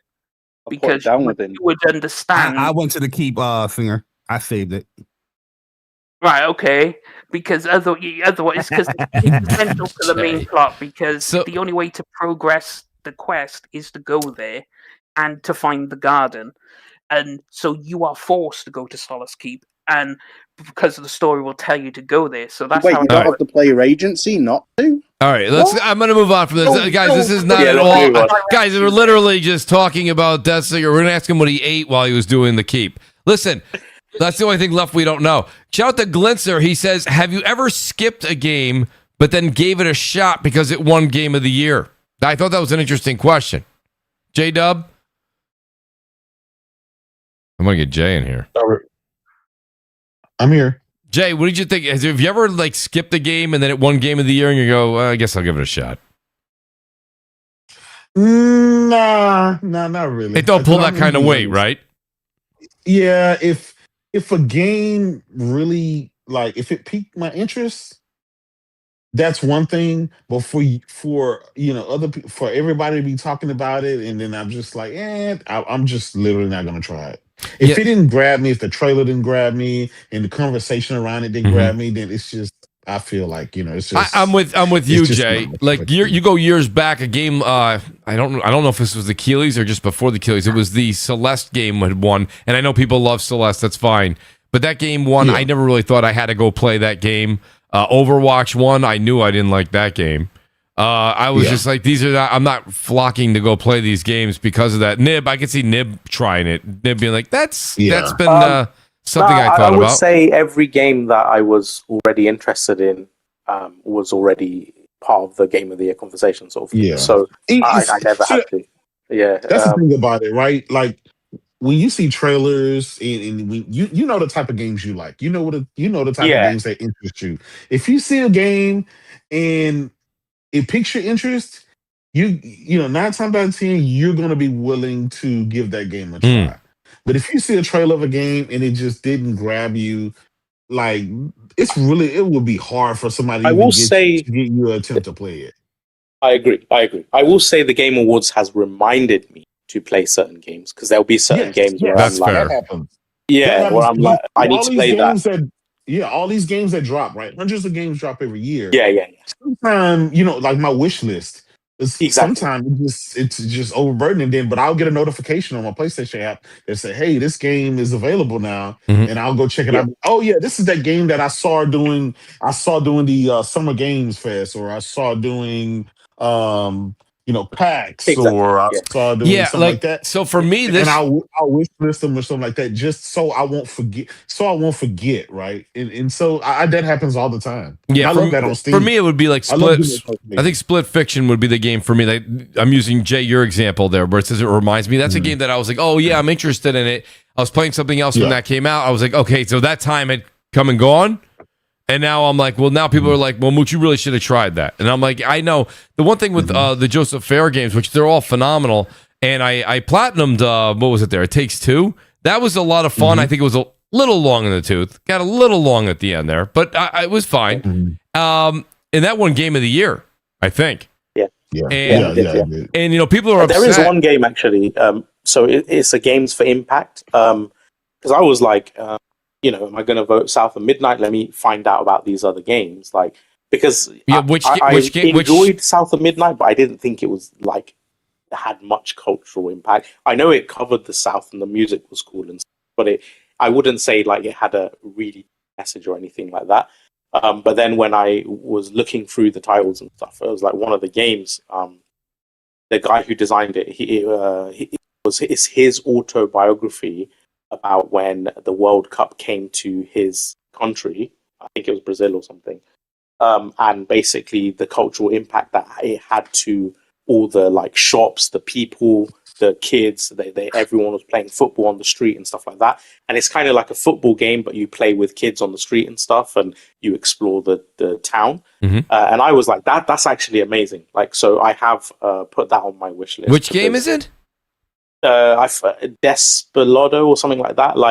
And I was looking through a few others, and I was like, I don't play enough of those types of games, but I wish I did, because I do love personally resonating stories like that. That I like the fact that this medium can, be more close to home, and explore other cultures and whatever that might not have an insight into. So to answer that question, at least Game Awards does give me exposure to those kind of games. That get little games that I might not known about otherwise.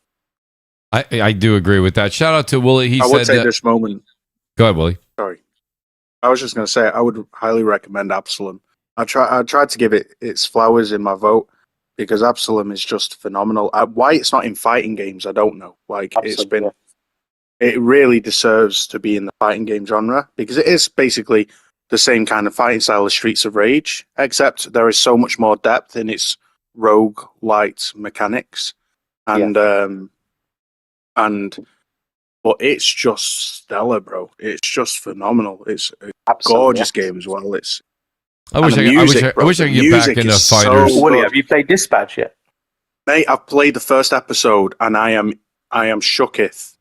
Shooketh at how freaking amazing it is. Like, so cool, what a surprise. Like, I'm playing it on immersive cinematic version, so I'm not really making the real-time decisions because I just want to enjoy it like I would enjoy Invincible, the TV show. But it got me thinking, you know, that I feel like this is the future of animation, cartoon animation, like, because cartoon animation doesn't make the money except through merch that it deserves to make, if you know what I mean. And I think, like, by creating it as a video game, you can create and deliver the best of the best in terms of quality animation and voice acting and stuff with a bit higher budget, whilst at the same time, like, getting the returns that it deserves. I was thinking this as well. Imagine Into the Spider-Verse, or like what's it called? It's my favorite. The one that's based off of League of Legends. What it's called on Netflix? Like Arcane. Yeah, 10 out of 10.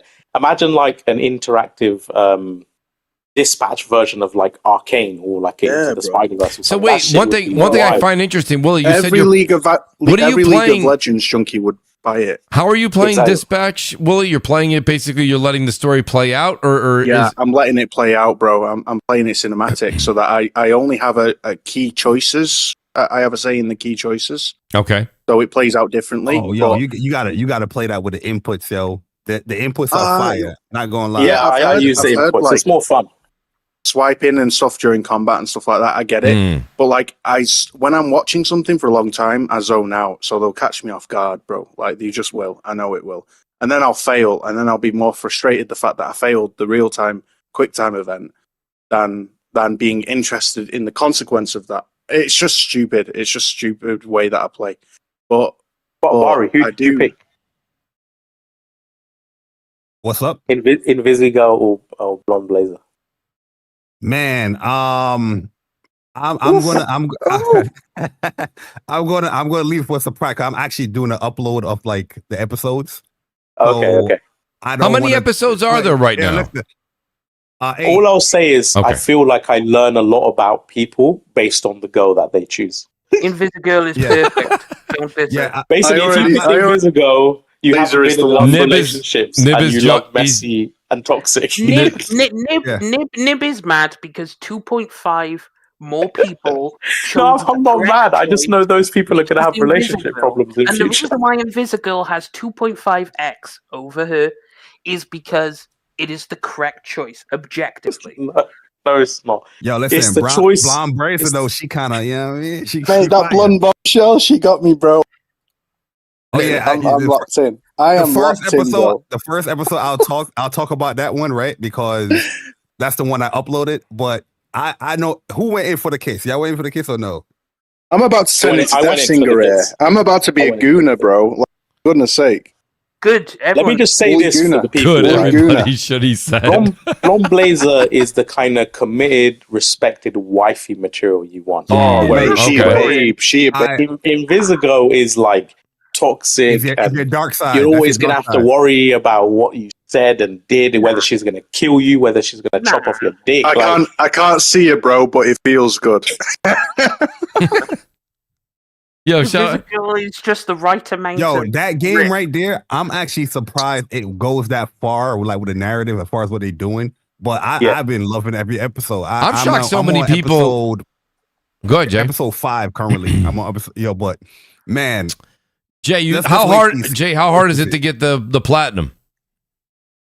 Oh, I don't have the platinum yet because I know. But I'm saying like, well, wait, I don't think it's very hard. Can you get the platinum though, Nib, with just the eight episodes or 8 seasons? No, I think you got to do 2 playthroughs, but they basically let you do save scumming and scene choosing while you're playing, so you can actually play the same scene in an episode like again to get the other version of it, if that makes sense. It does. You can always use the place. If you have PlayStation Plus, you can always upload a cloud and download it back. I mean, even without that, just the episode choicing. As you're going along, you can just do an episode, a specific scene, and make a different choice. And you'll get the trophy for it, and then you just carry on the story, sort of thing. So, shout out to T Rock. He says, "Singer is why the T went into the harbor." Singer, no, absolutely not. Yo, T Rock. That's absolutely not. He's no. That's here goes. Absolutely, I can tell the boys who picked Invisigo have not been with many women. That's all I'm gonna say. No, Invisigo has the right amount of risk to make it. Yeah, wait till you find a girl like that, then come back and tell me that. I've been with girls like that. Bro, the moment that the blonde bombshell did not weaponize me kissing her, I was sold, bro. I was like, now there's a real woman right there. She did not weaponize the fact that she was flaunting, she was flirting, she was begging for a kiss. I kissed her, and then she's like, "Oh, I'm sorry," but she did not weaponize it, and I'm like, "Yo, you know what? That's because she's interested in you too." I know, but that is refreshing, bro. That is refreshing. I like you, blonde bombshell. You spat liquor in her face, and she's still with you. Yeah. The thing is, I'd go for blonde bombshell in real life, but in the game, I'm gonna pick the risk option. What do you mean? Like, why am I gonna stay with what I know?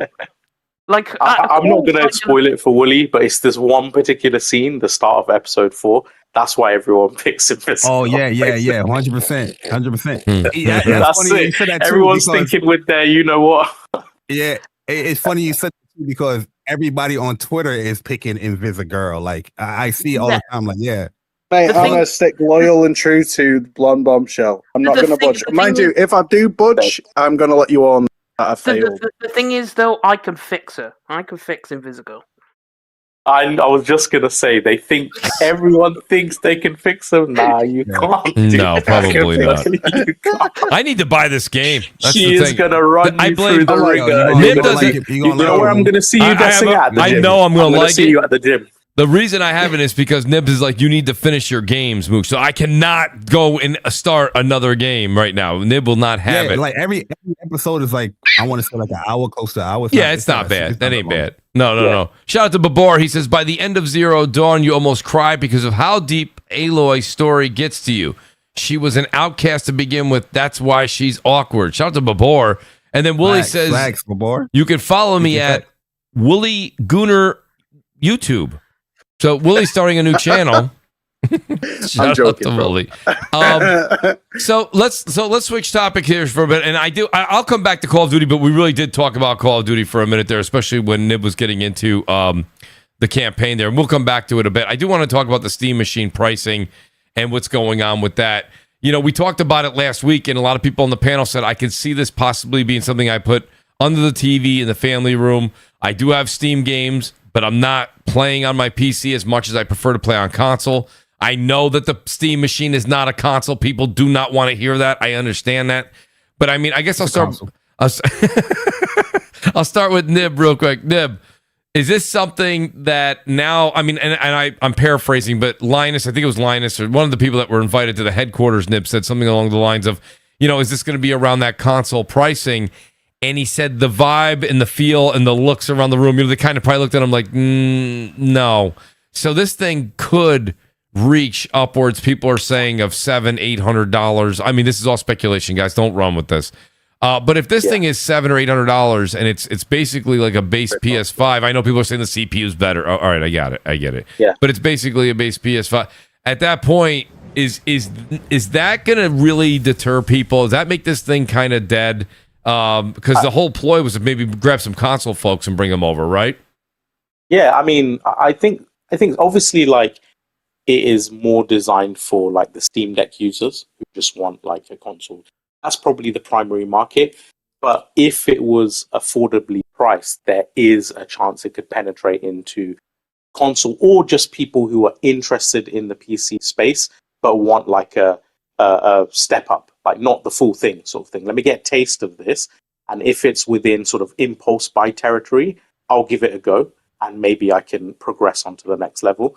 But I think like based on what we're hearing and Linus and other rumors and stuff like that, I thought it was going to come in cheap, because how the hell are you going to release something with like less performant on the GPU side, at least on the CU count? Obviously, it's RDNA 3. I thought the same thing, bro. Like this whole 8 gigabytes of RAM is literally the appeal is the price. CUs.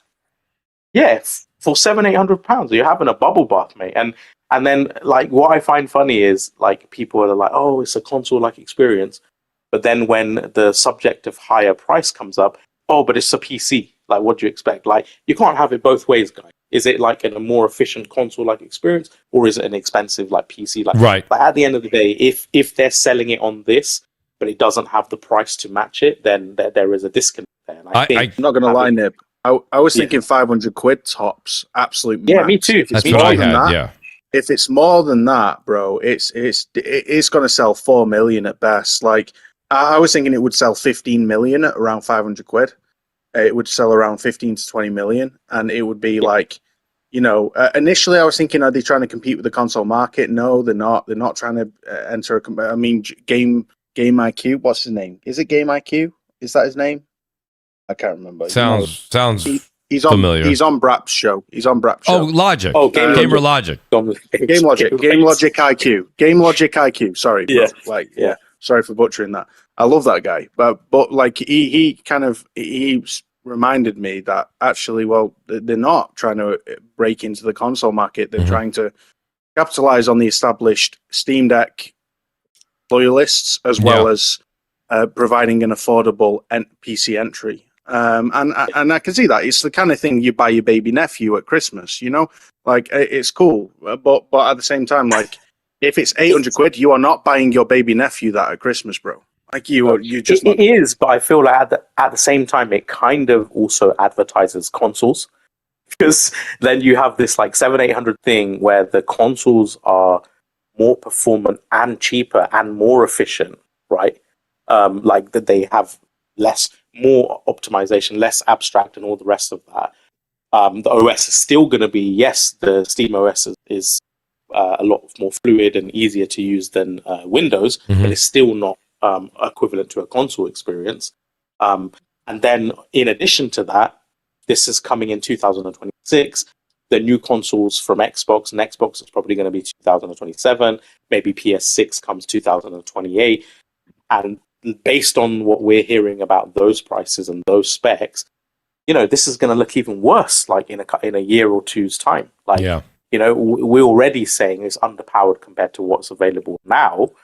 And that's going back to 2020. Like, we're at the tail end of the generation now. And don't forget, Nib, that the PCMR 5090 players love to emulate, you know. Yeah, true.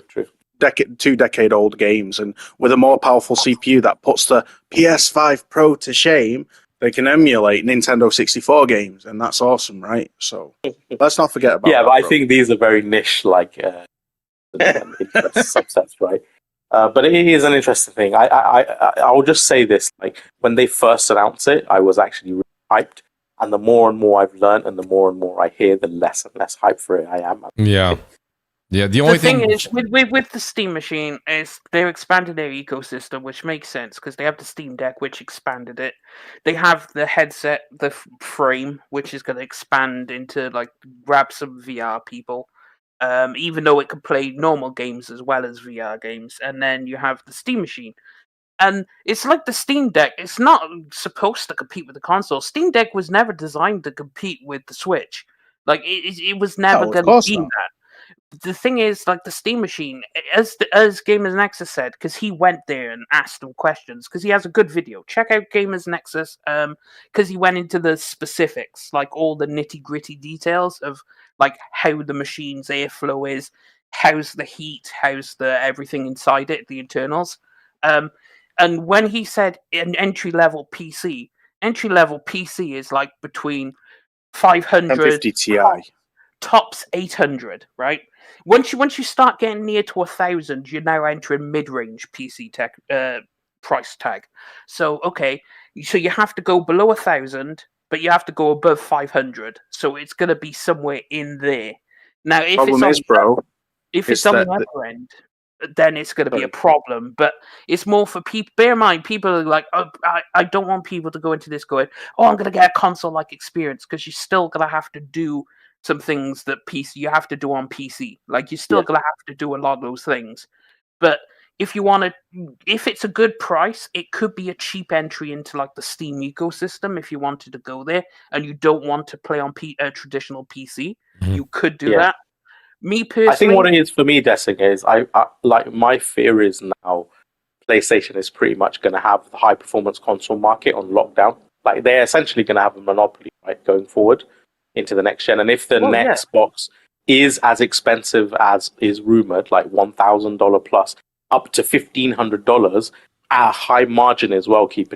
You're not paying that much just because it's really performant. You're paying that much because they're looking for high margins. Then, like, PlayStation doesn't have as much competition, and I kind of would have loved Steam to put even a little bit of indirect pressure, but it doesn't sound like they're gonna. Well, they don't have to. They dominate the PC marketplace, and they just want to get more people into Steam, because the Steam numbers keep going up and up. So they want to keep that going up and up and up. So I get that, but obviously, if you can take some of the customers from console, well, that's why I said what I said. Right, this is supposed to appeal to console to get those numbers of what Deathsinger is saying right now. Because if you're just going to take somebody like Deathsinger, who plays predominantly only on PC, and he buys this box, that's the same Steam account. Yeah, they made a couple of bucks on the hardware, but that's it. You were going to buy those games on Steam anyway. I heard that this thing is having trouble running Cyberpunk at high settings, 60 FPS at 1080p. Like, I'm not going to lie. The thought that, and that's without ray tracing, bro, for goodness sake. Like, you got to remember that this is still modular hardware. Granted, it might have a slight performance boost because of its stripped back. But see, here's my thing, though. It's overhead from the operating Windows. We've all been paying attention to this for a long time right now. The thing that confuses me about the rumors we're hearing, they're all rumors. We don't have everything from Valve yet, right? But you either put out a console that's going to do, like you said, Cyberpunk at 1080p 60. I know they're struggling a bit. I hear you, Willie. You're not wrong. But either do a box that's 1080p 60, right, for your Steam games, and you price that bad boy very low. You have a very low price point of entry, right? 300 right? quid. Or you do what Microsoft's doing that says, listen, we're going to give you an optimal type of, a decent output here, and we're also going to slap a price tag on it that might shock you. But this is why, Mooch, this is why I disagree with Dessinger. When he said this, all Valve care about is introducing more people to Steam. Well, if that was the goal, then they would strip the price right down to maximize the entry. They're not going to take a loss, though. But they could easily take a loss because they have the monopoly. Wait a minute. Why are we saying? The thing is, Steam really doesn't. It's like let's not be silly, bro. The modular specs, 500 quid would not be at a loss. The thing is, it's like it would be. Depending on like how much the parts cost, because bear in mind these are off-the-shelf PC parts, so we have to consider like that's another problem. Like, will the price of, for example, the price of RAM went up, right? If the price of RAM went up, how much is that going to add a bit of price onto the Steam machine? Because wait, is the Steam machine actually? Is it not an APU? Is it like actual components put together? Like, I mean, consumer products, or is it? I thought it was an APU. No, it's custom. It's semi-custom. So it's like they strip down a bit of the GPU and CPU, but it's like the thing is they are soldered to the motherboard, so you can't change out the CPU or GPU. But like you could change out the RAM, you could change out the hard drive. You could add a GPU to it. You could add like an external GPU, but you couldn't replace it. But the thing is, it's like. Even if and bear in mind, it's laptop RAM. It's not PC desktop RAM. So you keep that into account. But it's like when he was saying he was playing Cyberpunk, and it was like, there were VRR problems on the TV. But it's like I think people are coming into this machine thinking wrong, because this machine is like a 1080p 1440p machine. And then you upscale.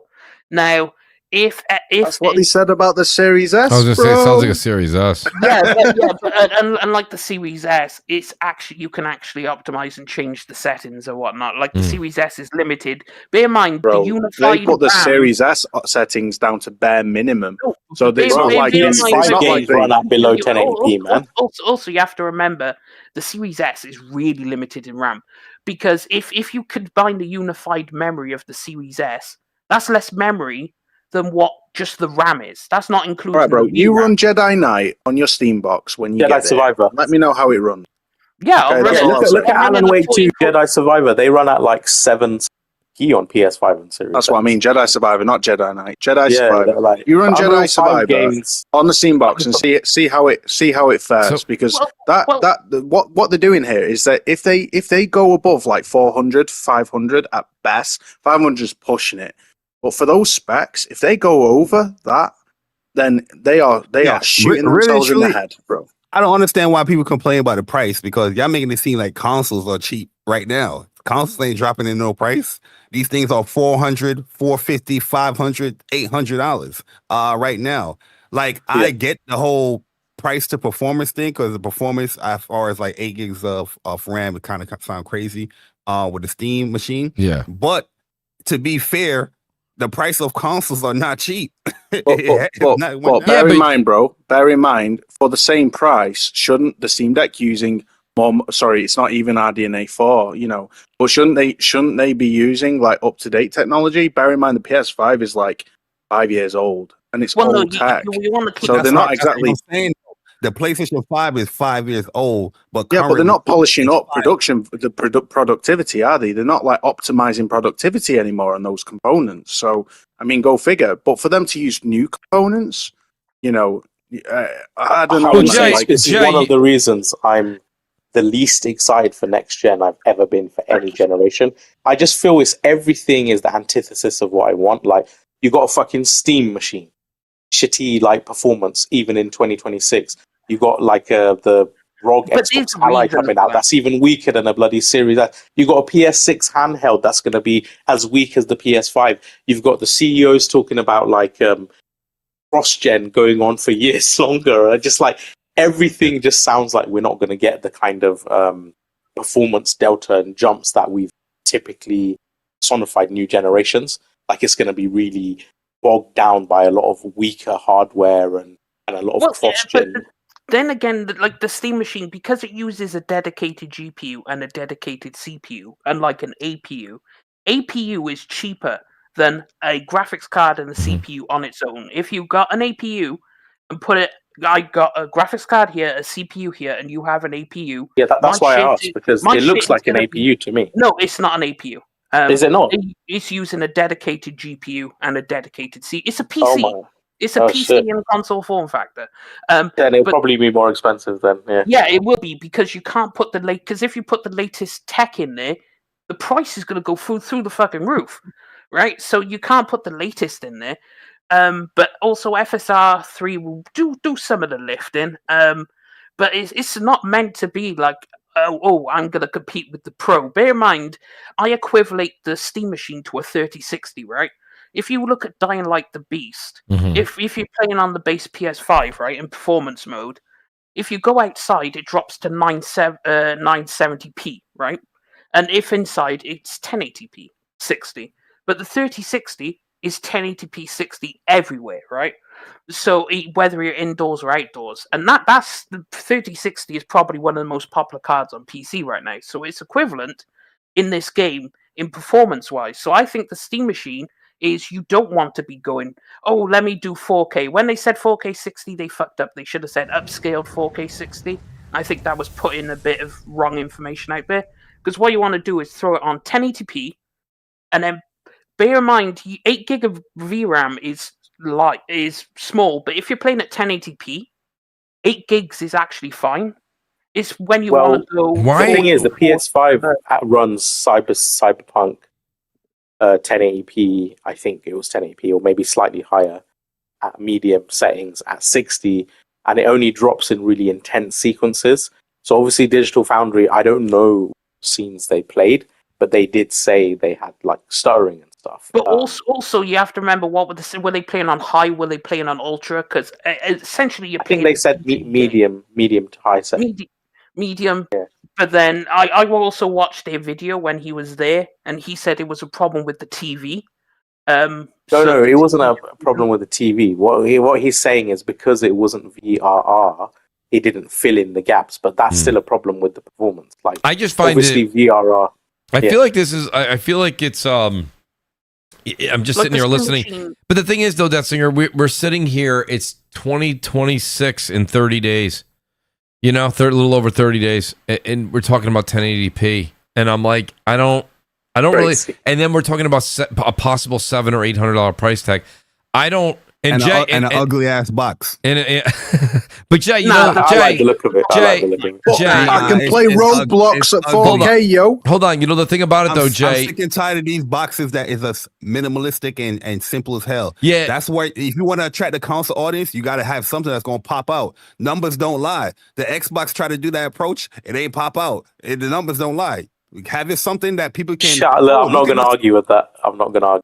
Look at this. This is pretty cool. Wait, in the console space, people want to show that stuff off. If people come over or take a picture of your setup, people like, oh shit, you got a PS5. So people say when they walk in the house, especially when it was 2020, 2021. But Jay, the one thing that you said that I kind of don't agree with when you said consoles are expensive, and I'm sitting there and I'm thinking to myself, right now, but PlayStation is just about to launch as this week or next week. They're going to have their holiday sales coming out. I think all the consoles are going to hit $50 or $100 off, right? And if we're going to sit here and say the consoles are expensive, you're talking $450 to $500 right now for a PS5, and it's probably still going to be maybe it'll go down to $6. I think it's $650. That's why Mike shout out to Mikey Barr. Mikey Barr said, "Oh, guess how much the PS5 digital is during Black Friday in the UK." £295. That's actually amazing. That's insane, dude. Like insane. You know what I mean? Like the reason why I said they're expensive is because typically in a generation you see the cost of the console go down to around these prices that we've seen. Yeah. That's true. Not the case. That's true. But here's the thing, though, Jay. First of all, that was our lives all the way up till now. You're correct. But we're also talking about a box that's about to come out next year and be more expensive and play games probably worse than a PS5 Slim. I get the aspect. You know what I'm saying? So we're talking about it will probably compete with the PS5, but let's not pretend like the PS5 Pro games aren't dropping below 1080. 2026, you have a nearly 800 console, and which is closing in on mid-range PCs. And you're still dropping below 1080p just to maintain 60. So when we're talking about resolutions, we have to keep it a whole buck. Like the PS5 Pro. Yeah, that is true. Yeah.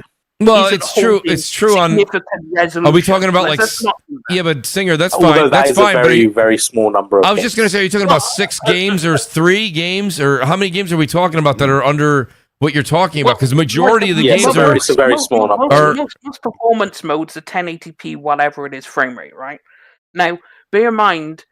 No, that's not the resolution that people are actually going to see on a TV or their monitor. That's just the rendering resolution. But then that's the same with the Steam machine. It'll be 1080p, but then you upscale to 4K, right? Which is the exact same principle as the consoles. So the difference is the console resolution fluctuates. But even the hardware got to handle the upscaling. You can't just be like, oh, that's because your AI upscaling, whatever, it can be 4K. Is the performance going to get hit with that? With the PlayStation 5 Pro, you might have the game's render resolution lower, the upscales, but you're getting that at the quality of the quality mode of these games. You know what I mean? With high resolutions or higher resolutions. You're not gonna get that no fucking Steam Deck. Well, if you're not getting the optimization as well with the no, because you're playing the PC games. That's what you're doing. You're playing PC games on it, like the games you. So I think what he's saying is you're getting like fidelity mode settings and graphics. Well, the PC 60 frames. But the thing is, PC doesn't do that because you go in and manually make the game what you want it to be. We know this, but even with that manual tweaking. Yeah, even with that manual tweaking, it doesn't amount. It doesn't. what's the word? It doesn't equate to opt on a dev level. So Detzinger, let me give you an example. So wait, Detzinger. On the dev level, you can't optimize it, but if you yourself optimize the game, you can outperform the console. Because bear in mind, a lot of games, for example, on my 5070, right, Ti, if I was to play at console settings, if I was to put everything down to console settings, I'd be well over 240 FPS in every single game. Right. Yeah, but Digital Foundry spoke about this, right? They said the problem with the specs of the Steam machine is that the kind of settings you'd have to drop to maintain that performance would make the game look significantly uglier. Because they were saying, because of the 8 gigabyte RAM, the kind of settings you'll have to tweak are like textures to low or textures to medium, and that basically you'll have to set everything to a lot of things to medium. Bear in mind also, different settings have different impacts, like heavier impacts on what your frame rate and experience is. So like volumetric clouds has a bigger impact than adjusting shadows, for example. Yeah. So you can lower individual settings to optimize the game to run. Like if your target is, I want to have 120 FPS in this game, well, I'll play around in the settings and I will optimize it to take out the shit that's heavy, keep the stuff that isn't heavy, then achieve it. But console games are usually already designed with that in mind. But that's the difference. That's why the Steam machine isn't competing with it, because the Steam machine is a PC. That's what it is. It's a PC in a console form factor. And so you're going to have to do what you do. Ain't that what a console is? No. Well, a console is custom hardware with custom Don't make him start waxing lyrical about the benefits of owning a console, Jay Barry. You're gonna make him self-violate. Well, the consoles, especially the last couple of generations, like it's a PC with just dedicated custom hardware where you have your dedicated OS. That's the Steam Steam machine is going to be doing. Mm-hmm. But you also have your custom technologies and stuff like Sony puts in the extra shit that you don't have elsewhere, like the Kraken technology and whatnot. But the thing is, it's like games are optimized for the first party are optimized for the console, whereas PC games, there isn't a first party publisher studio type thing. There just isn't that. PC is an open platform, right? So you basically just get all the games that come over. But you then optimize the game. You know what would get me to buy one? What? Exclusives, like Half-Life 3. Then I'd get one. No, but the thing is, it's not about that, and that's why I think people running around saying this. I'm like, but I've seen it on thing, but it's like exclusives go against. It is about that. But it's like a lot of people are like, "Oh, this is going to compete." It's not going to compete with all of them. It's going to do okay sales, and they have an expectation. Like Steam Deck sold 4 million, but they're incredibly happy with that. So it's like that. If that's their expectation, then that's all good in their books, and it's cheaper parts, so you don't really have to worry about it. Man, where is this energy when it comes to PlayStation with you? That thing, I like what you're saying. But when I see you on Twitter, when I see you hearing on you on this podcast, I don't see this energy when it comes to PlayStation with you. With expectations from developers, you be participating in those. It flopped. It didn't sell well. I don't exclusives are antiquated. You know what I mean? Actually, I didn't say they're antiquated. I just didn't like exclusives. But then also, I also give props to their first party, though. See, this is the thing you're missing, Barry. You clearly ain't been watching. You've been looking specifically for the negativity. Because when I was saying... you ain't giving props enough for that, you ain't fooling me. No, but like when I said, Horizon absolutely dropped dead gorgeous game on Twitter, not a response. But if I say Aloy's bad, I'm going to get 1 million comments. So absolutely. I complimented the game. Absolutely. I won critique, and I instantly get bombarded. That's a pony boy problem. That's not a me problem. So no, that's a you problem. Do you have a PlayStation? Do you have a PlayStation 5? Absolutely not. All right. Actions speak louder than words. Absolutely. I ain't trying to hear the words. Yeah. But absolutely not. I hear the words. But you trying to say, I gave PlayStation props. I don't care about all that talking. What are you doing? What are you? That's giving props. But then like call it across the board. I don't have a Switch and I don't have an Xbox. Goddamn shame. So what's your point? So wait, let me ask Jay Barry. It's obvious that you don't have an Xbox. Why would you? I'm interested in what Jay Barry's got to say about this. Jay, I know you and have got a PC, a gaming PC, because you talked about it on the show. And so this right here, let's forget it, because whenever you're going to talk to anybody that's in the PC world, they're going to sit here and tell you it is not a console, Jay, okay? It is not. It's a PC. That's fine. But Jay, you do enjoy playing your games in a family room with your feet up on a coffee table, having a drink, whatever, okay? Is this something that you would consider buying, because you do have a PC, you have Steam games that you can now play in your living room? And if you would, what's the price point where you go, that's where I cap it? I'm not going one penny over that number. Nah, to be honest with you, I'm not interested in buying this. I think it's very interesting, and I do want it to be successful in the market, because I feel like something like this can wake PlayStation up. Yep, I saw your tweet on this. Yeah, how their PC approach will be. Now that you have your games on this platform that is now successful. So I hope this thing is successful. I hope PlayStation smarten up with it. But I don't think I will get something like this, because personally, like I said, if I'm going to get like a console like experience or something like a console, I want something that pops. I want something that stands out.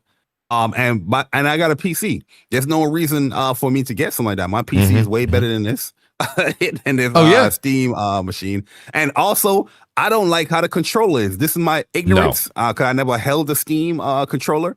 But just the first glance of looking at the controller, it looks like trash to me. I'm like, yo, how is this going to work? You got these big ass trackpad buttons at the bottom, and then the analog sticks at the top, and then right next to the analog stick is the face button. Like, there's no real it looks off. But I don't know how it feels in the hand. You can hook up your DualSense to it though, Jay. Okay, all right, cool. You don't need to use that. Cool. Yeah, it's a PC. You can hook up all your controllers. I'll tell you what, guys, save yourself a whole lot of trouble by using your tablet. Subscribing to GeForce Now Ultimate for £20 a month and playing PC games at ultra settings, 1440p, 120 FPS on tablet. With a beautiful screen. Let me finish. With a beautiful screen and on your DualSense controller. Beautiful. Yeah, I was going to say, if you want to do that, buy the NVIDIA Shield TV, because you just plug it into your TV, and Bob's your uncle. You could do GeForce Now. You know what's crazy? People recommend this, but xCloud is bad. Also, of course it is. That's streaming xCloud games has nothing to do with GeForce Now. Do you know how low the bitrate of xCloud is? You're just exposing yourself for not knowing a single thing about this, bro. Like, xCloud is so low bitrate, it's appalling. GeForce Now is leading the industry in bitrate and in quality. It is leading the industry. So don't play down GeForce Now. Don't play down GeForce Now Ultimate when it is absolutely lower latency. I have to address it's lower latency. Hey, Death Singer. It's lower latency than a native Xbox Series X. GeForce Now is the best in the business. I know. Why am I having some peasant talking to me like I don't know shit about peasant? Some peasant. You think you're it? Like, no, my guy, bro.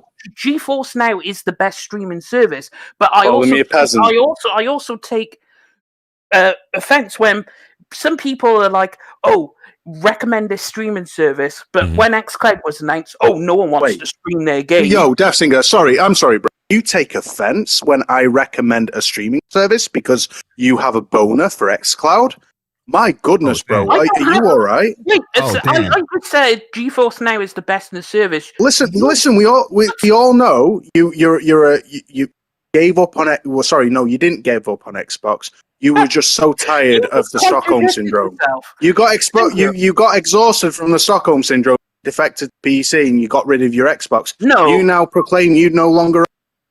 And we get it, bro. We get it. Xbox burned you out, right? But when you and me agree, when you and I both agree that GeForce Now Ultimate is the best around, and you bring in the worst of the worst versions of cloud streaming, xCloud, with its terrible low bit, Trash. Right? And it's trash. And it runs games on a Series S performance level. Okay. And you bring that in saying, why do you shit on this? Because yet you praise GeForce. Get out of here, bro. Yeah, honestly, just get out of here. You're talking nonsense. Hang on a minute, though. You're talking nonsense, bro. I have to crack that. He's talking bullocks. No, actually, Wooly, you just fucked up. Congratulations, Boyle. Because go on, but please break it down. Break it down in the glorious high fidelity detail. Okay, how I fucked up.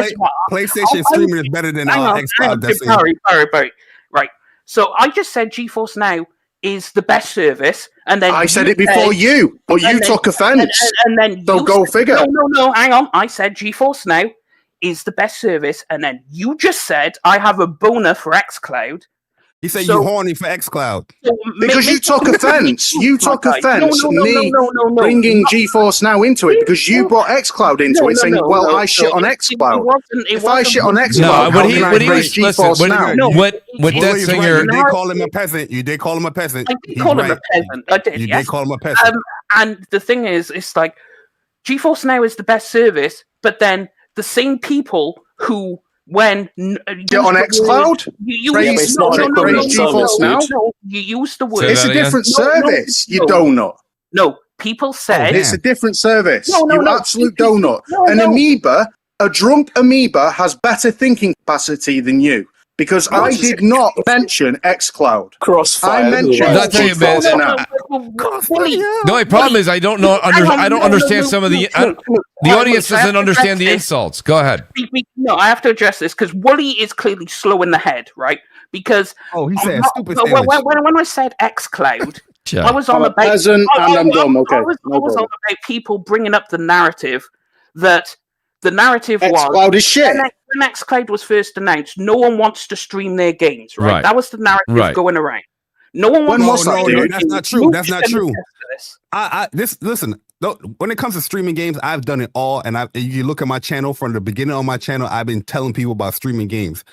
PlayStation been streaming games way before xCloud, and everybody was saying, no, we don't want that. When xCloud came out, everybody tried to praise it, and they said, oh, this is better, even though their functionality is the same thing on what they're doing when it came to PlayStation. That singer, there was a major push. That singer, somewhere right around Death Singer, 2018. Death Singer, hey, Death Singer, right? Let me just explain to you something very basic, okay? Right, and I'm not going to insult your intelligence any more than I already have, and I'm certainly not going to insinuate, and I'm certainly not going to. Let me finish. I'm certainly not going to insinuate that you're broke, right? But what I will say is this: I shat on xCloud. I shat on X. Let me finish. I shat on xCloud. I shat on xCloud. Let me finish. I shat on xCloud because it's shit, right? And that's it. Because it's shit. Whereas GeForce Now is not shit. It's benchmark setting. It is industry leading. I even have in my Twitter bio, and I've had it for well over a year, GeForce Now Ultimate Advocate, right? So curb me with that shit. The moment that I mention GeForce Now Ultimate, you bring in xCloud and take offense that I mentioned GeForce Now Ultimate because I shot on xCloud. This is the worst attempt of a gotcha I've ever come across, dude. Do better. xCloud wasn't in response to that. I was bringing up the narrative that no one wanted to stream their games, which is a completely different issue. And bear in mind, if you're going to say I don't agree with that statement, though. If you're going to say broke, you have to rely on GeForce Now because you can't get a beast PC. So who's broke? Anyway, moving on. I've got a PC, bro. I've got a 3070. I've got a 3070. I've got a 3070 rig with 32 gigabytes of DDR4 and an i7 700K and an i7 11700K CPU, right? And I barely use it, right? But I like the console experience, and I can quickly boot up my GeForce Now Ultimate and play Stalker 2 at max settings with ray tracing, 60 FPS, no problem, right? And at a lower latency than using an Xbox controller on a native Xbox console, right? So when I say that GeForce Now is the shit, I mean it's the shit. The problem with xCloud is it's not the shit. It's just shit. It's right? due to water. And it run and until very recently. What GPU do you use? 5070 Ti. 70 Ti. I think when it comes down, Singer said he ain't broke. I have a PC, but you're now insinuating, Death Singer, that because I use GeForce Now Ultimate, I don't have a PC. Let that sink in. What are you? These are the weakest arguments I've heard. No. And you need to do better, bro. You were going to bring up broke, and I was just highlighting that you have. I never. He said brokey. He said brokey. I said bro. I said brother. I said bro. I didn't say bro. Brother. Yeah, he said brother. I never said broke. You brought up broke. You called me a peasant, dude.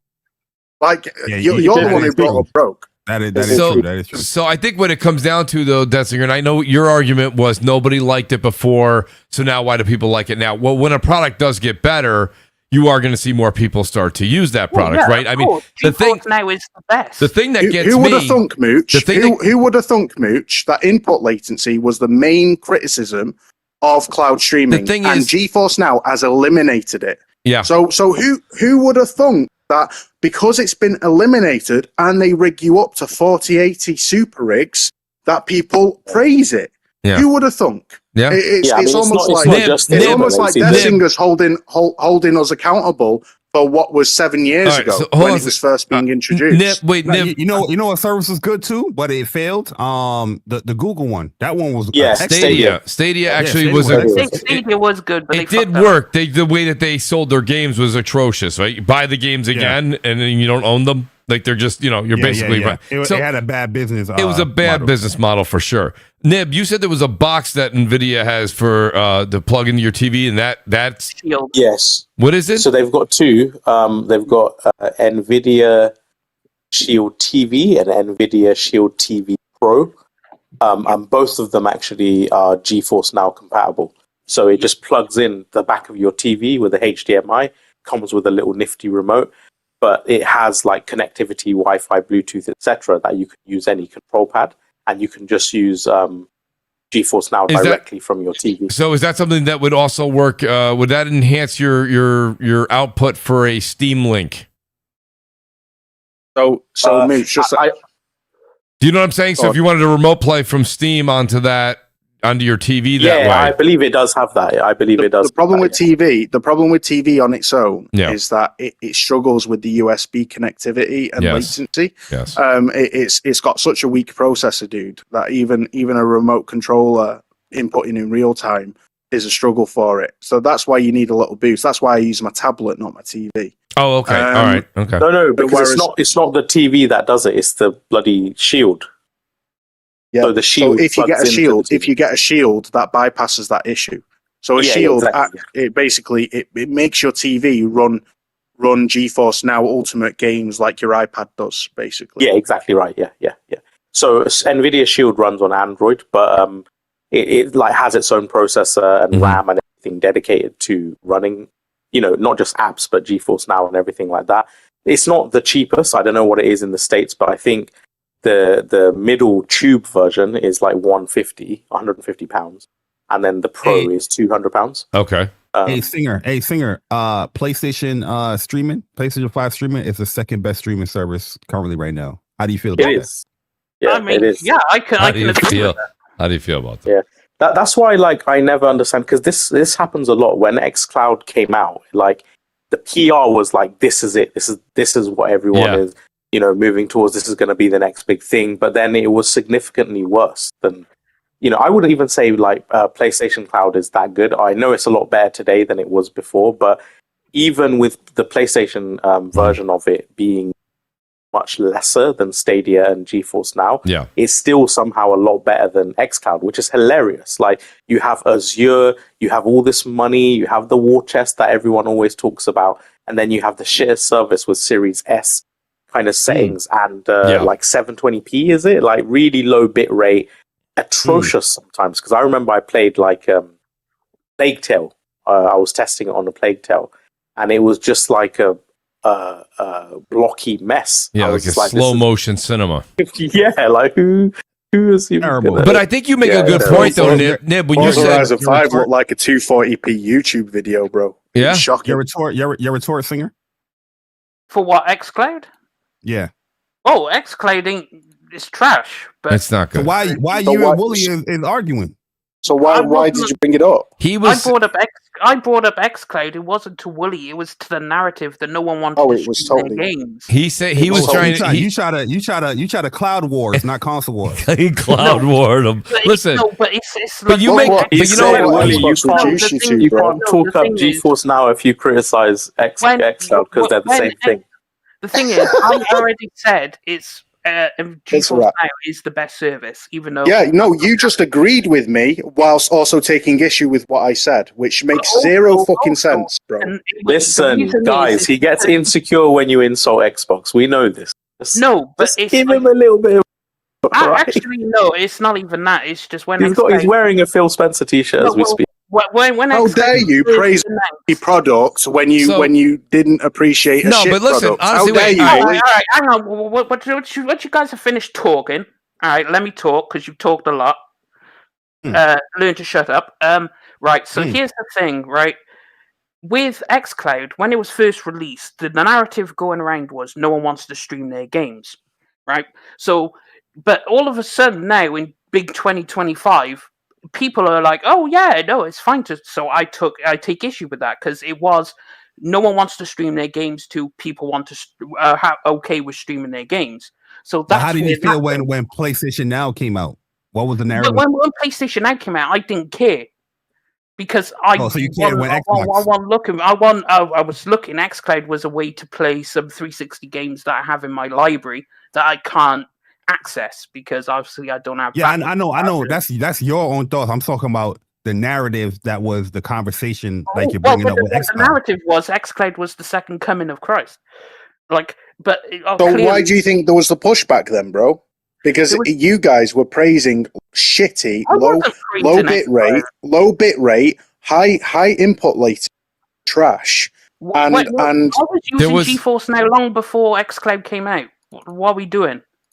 Here's the thing. So why are you bringing up xCloud when we're both in agreement that GeForce Now Ultimate is the best cloud streaming product? Yes, we've said that. But here's my thing. Yes, here's my thing. Nib said something and Jay just said something. And Singer makes a point with how he was singing about xCloud. The thing about it though, Singer, is that xCloud, okay, was being praised by. There was this huge push. Nobody will know until somebody writes a book about it in a couple of years. But in 2018, 2019, huge push where a lot of media that were big-time PlayStation folks for last generation switched over to Xbox. Nobody knows why. We'll find out when that book's written. But my point being is that there was a huge push by influencers and everybody to say xCloud is the shit. This was the way to go. This is going to be the future. Or at the very least, come on, they're throwing it into Xbox Game Pass Ultimate. It's in there. It's great. Use it. And then the fact that you have GeForce Now that is much, much better, right? And none of those people are promoting. I'm looking at the other side of the coin. All those people that were saying, "Hey, it's in Game Pass Ultimate. It's great. It's fantastic. I use it when I'm on the planes, the trains, everywhere." Now nobody talks about it. Now it's not. Now it's not great. They were lying to the people. Half the people who were pushing it were being paid to push it. Wow, I'm waiting for the book. I'm waiting for the book for that. No. Let's keep 100. They were paid to push it. It's okay. But here's the thing: is like, you want to say names? Jay Barry. We know I joke. But the thing is, like, people are paid to push this narrative shit. Of course. We already know this, how the media is all kinds of garbage, right? Course. That's already a known quantity. Goddamn shame. But the thing is, it's like, GeForce Now was always really, really good, but a lot of people didn't give a shit about it. They probably didn't even know it fucking existed because they have no concept of what PC gaming is. They just think it's viruses and troubleshooting. Like, but then it's like, this has been around for ages, and obviously you need to combat PlayStation, right? So obviously they would use xCloud in the console war to go, oh, well, you have your thing, we have our thing's better than your thing, and then the media pushed it, and it's like, yo, this is the greatest thing ever. But then people realized it's fucking dog shit.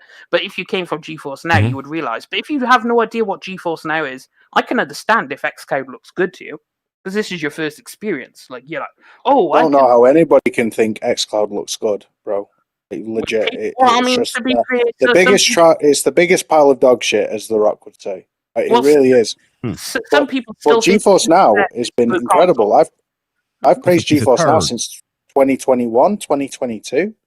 So like I've been established GeForce Now stan for a long time, for at least 3 or 4 years. So like they've improved their infrastructure annually, improved the bit rate constantly to the point where it's almost indistinguishable from a native experience, but with better graphics. The same people that think xCloud is great, though, are the same people that still think the Series S is a good console. Well, we agree with that. So I still don't understand what your issue was. Yeah, look guys, they're friends now. They're friends now, guys. Look. No, my issue wasn't with you when I brought up xCloud. It was the narrative. Sure? Because you called me a fucking peasant, bro, and then brought up the issue with xCloud. They're back to enemies again. Of course. I said that. This happens. But it was in direct rebuttal to what I said about GeForce. So you're not making any sense there. I also said, but you know what, Dev Singer? I forgive you. I forgive you, bro. They're friends. Jay, they're friends again. I forgive you, bro. So wait. So let me do this. Nib asked Willie, me. Last week he called you a cocksucker. This week he called you a peasant. I know. It's getting less agreed. Bro, the insults are getting lesser in there. Yes, you see the problem with Singer, he getting influenced by them weirdos on Twitter. That's his problem. Them weirdos on Twitter, they hyping his head up. They gassing him up. They ain't hyping my head up because there's still the same people that think 1080p 60 is fucking amazing. Barry, you are the personification, Barry, of that meme. Yeah, boy, meme. That chef is stirring the pot. What's his name? Of course. Yeah, that's literally you, bro. Barry, dude, I never. Hey, listen, I'm trying to watch the re-upload. No. Like, here's Barry's games, right? But Barry will drop. See the link? I'm kicking shins. No. I got you. Don't worry. Thank you. I appreciate that, Jay. Ad-libs. Barry is the master at ad-libs. Like, if there's an argument going on, Barry will just drop all these ad-libs and just keep stirring it. Listen, I don't know what you're trying to do here. It seems, Death Singer, like you're trying to almost like in a spirit of agreement right now, and it's kind of gross. Stop doing it. Stop with this whole spirit of agreement, because you're almost being pally right now, and it's kind of cringe. I don't like it. So. He prefers. I want problems. Is what he's saying. Willie prefers a traditional crossfire. Is what Willie's asking for.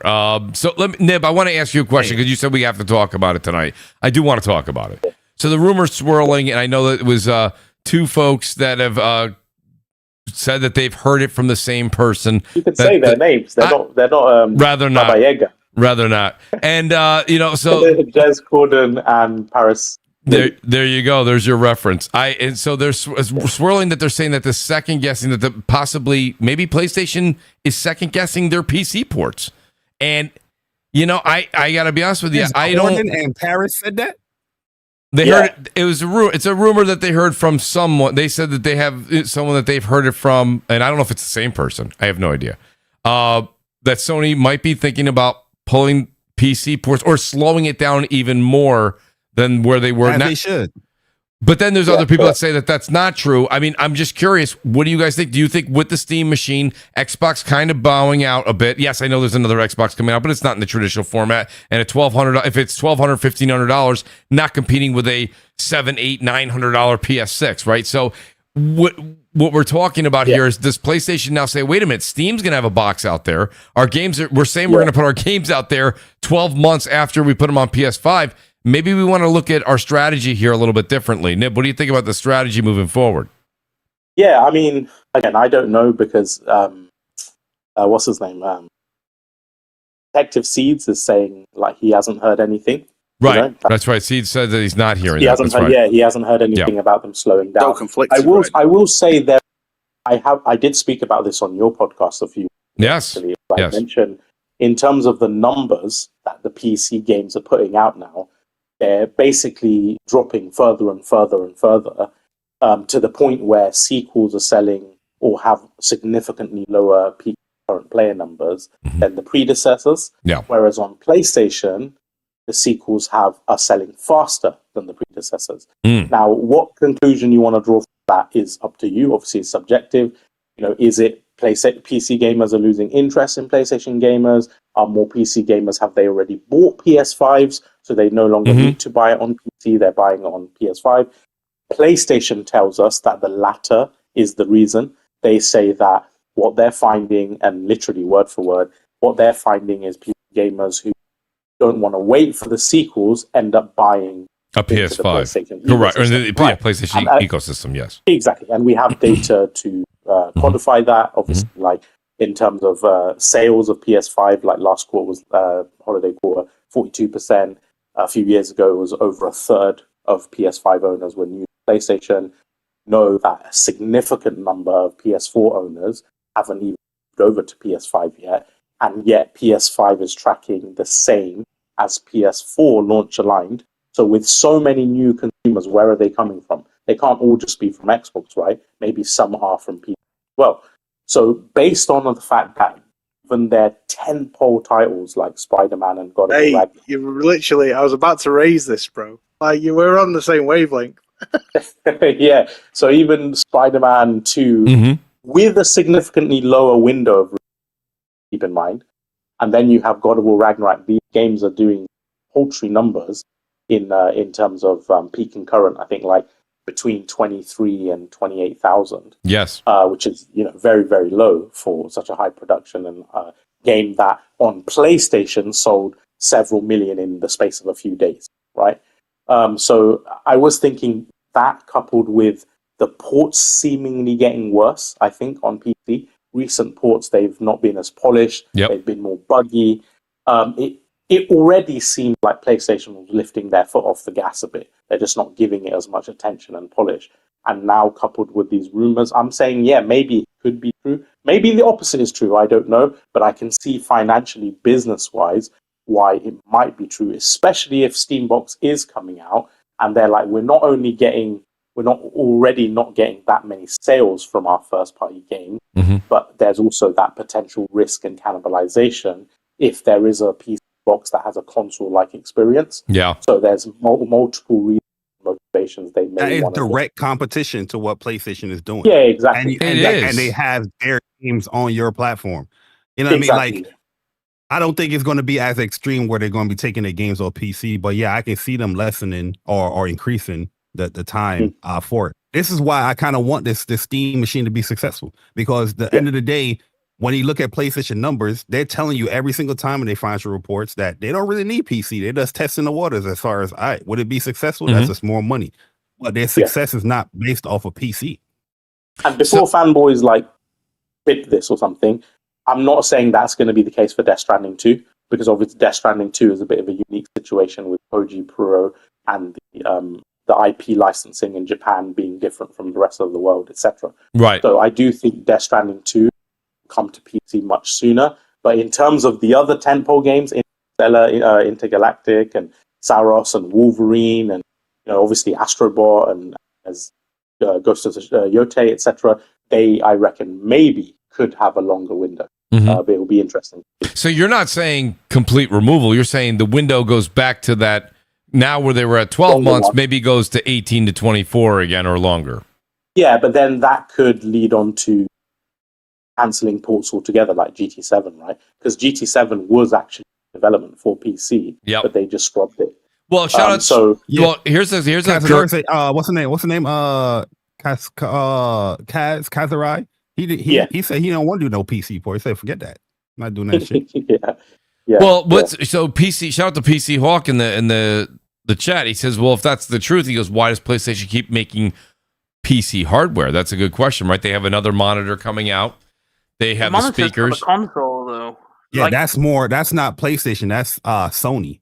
Like the Amazon series. It's to complement the speakers as well. They're releasing the speakers. Listen, those speakers are day one. I said that the day I saw them. I'll say it today. Be honest, bro. Let's be honest, Sony. No, yeah, I think it's PlayStation. Let's be honest, Sony have always led quality where it comes to screens, right? They're on par with LG, quite neck and neck. I was going to say, why would they do that? So peripherals are actually high margin products to release.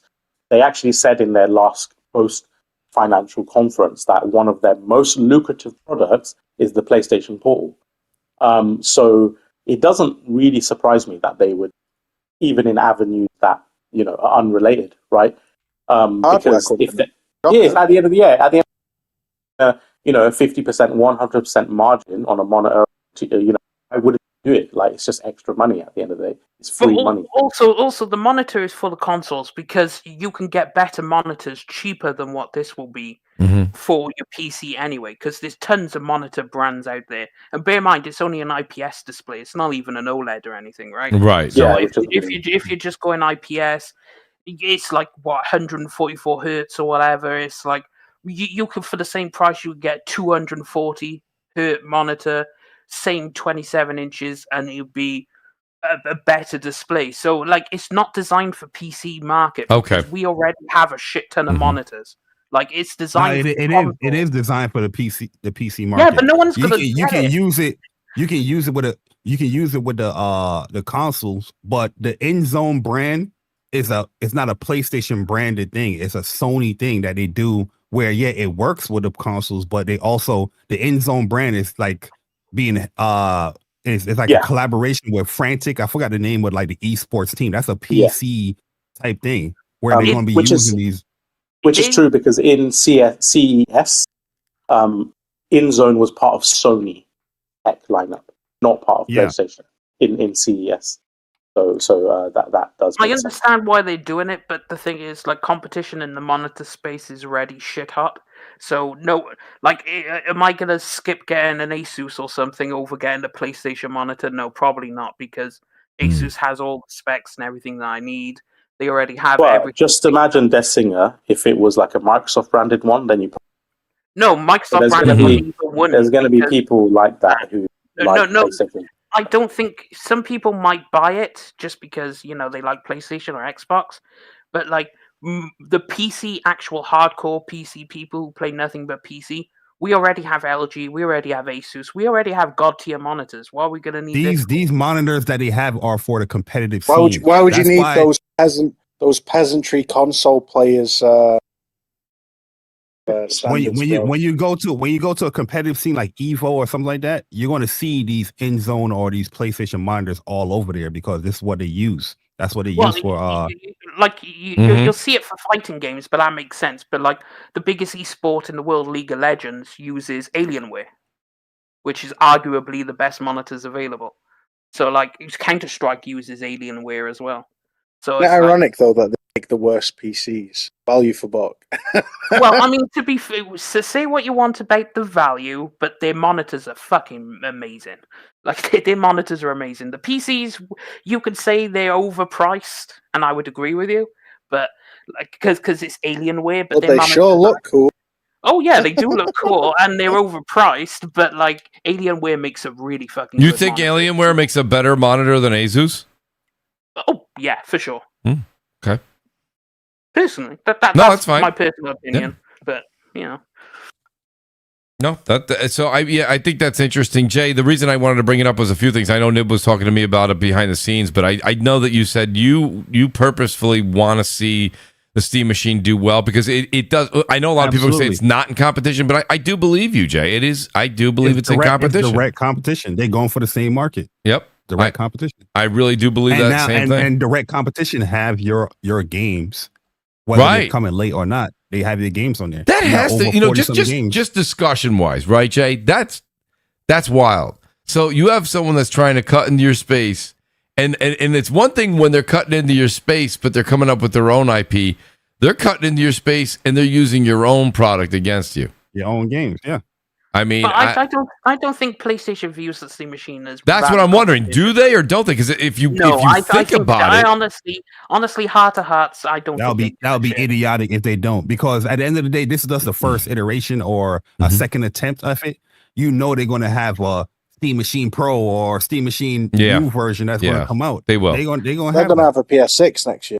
Nah, but like the Steam Machine is going to sell like upwards of maybe like 5 million or something like. I don't see it like it's. No, not Jay's sell talking less about. than the Xbox.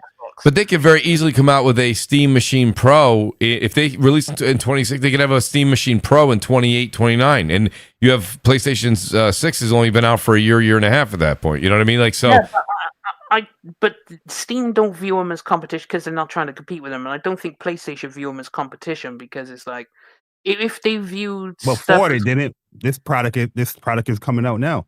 That's what I'm saying. Like, the Steam Deck. Deck. Challenge them, though.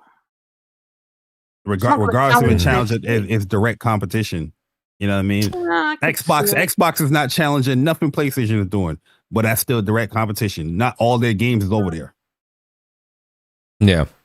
I don't know how they see Steam though. So yeah, I wonder how the dividends are coming back on these games because that's what would dictate whether or not Jay with the way. Funny thing too, Singer, you would say that now. But on Twitter, you type, "Oh look, I can play PlayStation games on my Steam machine." Like, yo, it's direct competition, man. No, I'll make that post because it's funny as shit, and I know people. I was gonna say that Detzinger already has that post ready to go in his saved tweets. Yeah, it's in his draft. It's in his draft. No, it's because I already know people are gonna get drafts. mad as shit for no reason, and it's gonna be hilarious. But it's like I can play your games on Steam, ha ha ha ha ha. PC gamer who's console warrior. Why? Not console warrior. I don't care about what you got over Not there. anymore. No. He's console warring and cloud warring. That's crazy work. What cloud warring? Cloud warring. Us peasants don't stand a chance, Barry. Us peasants don't stand a chance. Even Detzinger's laughing. Shout out to the console peasants that got ray tracing. I mean, this generation, crazy. Oh man! You had ray tracing in a PlayStation 4 with Killzone Shadowfall was using ray tracing on consoles way before a lot of people. So thank you, Singer. And that's when it was using for like lighting and volumetric. And also after the PS4 generation, everyone celebrated 60 FPS because they got fed up with 30 in that generation. But I wouldn't know about that. Oh man! Yeah, that's like you PC people now. You were once playing 30 frames per second, and now you got the taste of 60 frames or higher. You're crazy, right? So how are you bashing console gamers for having the same experience that you went through?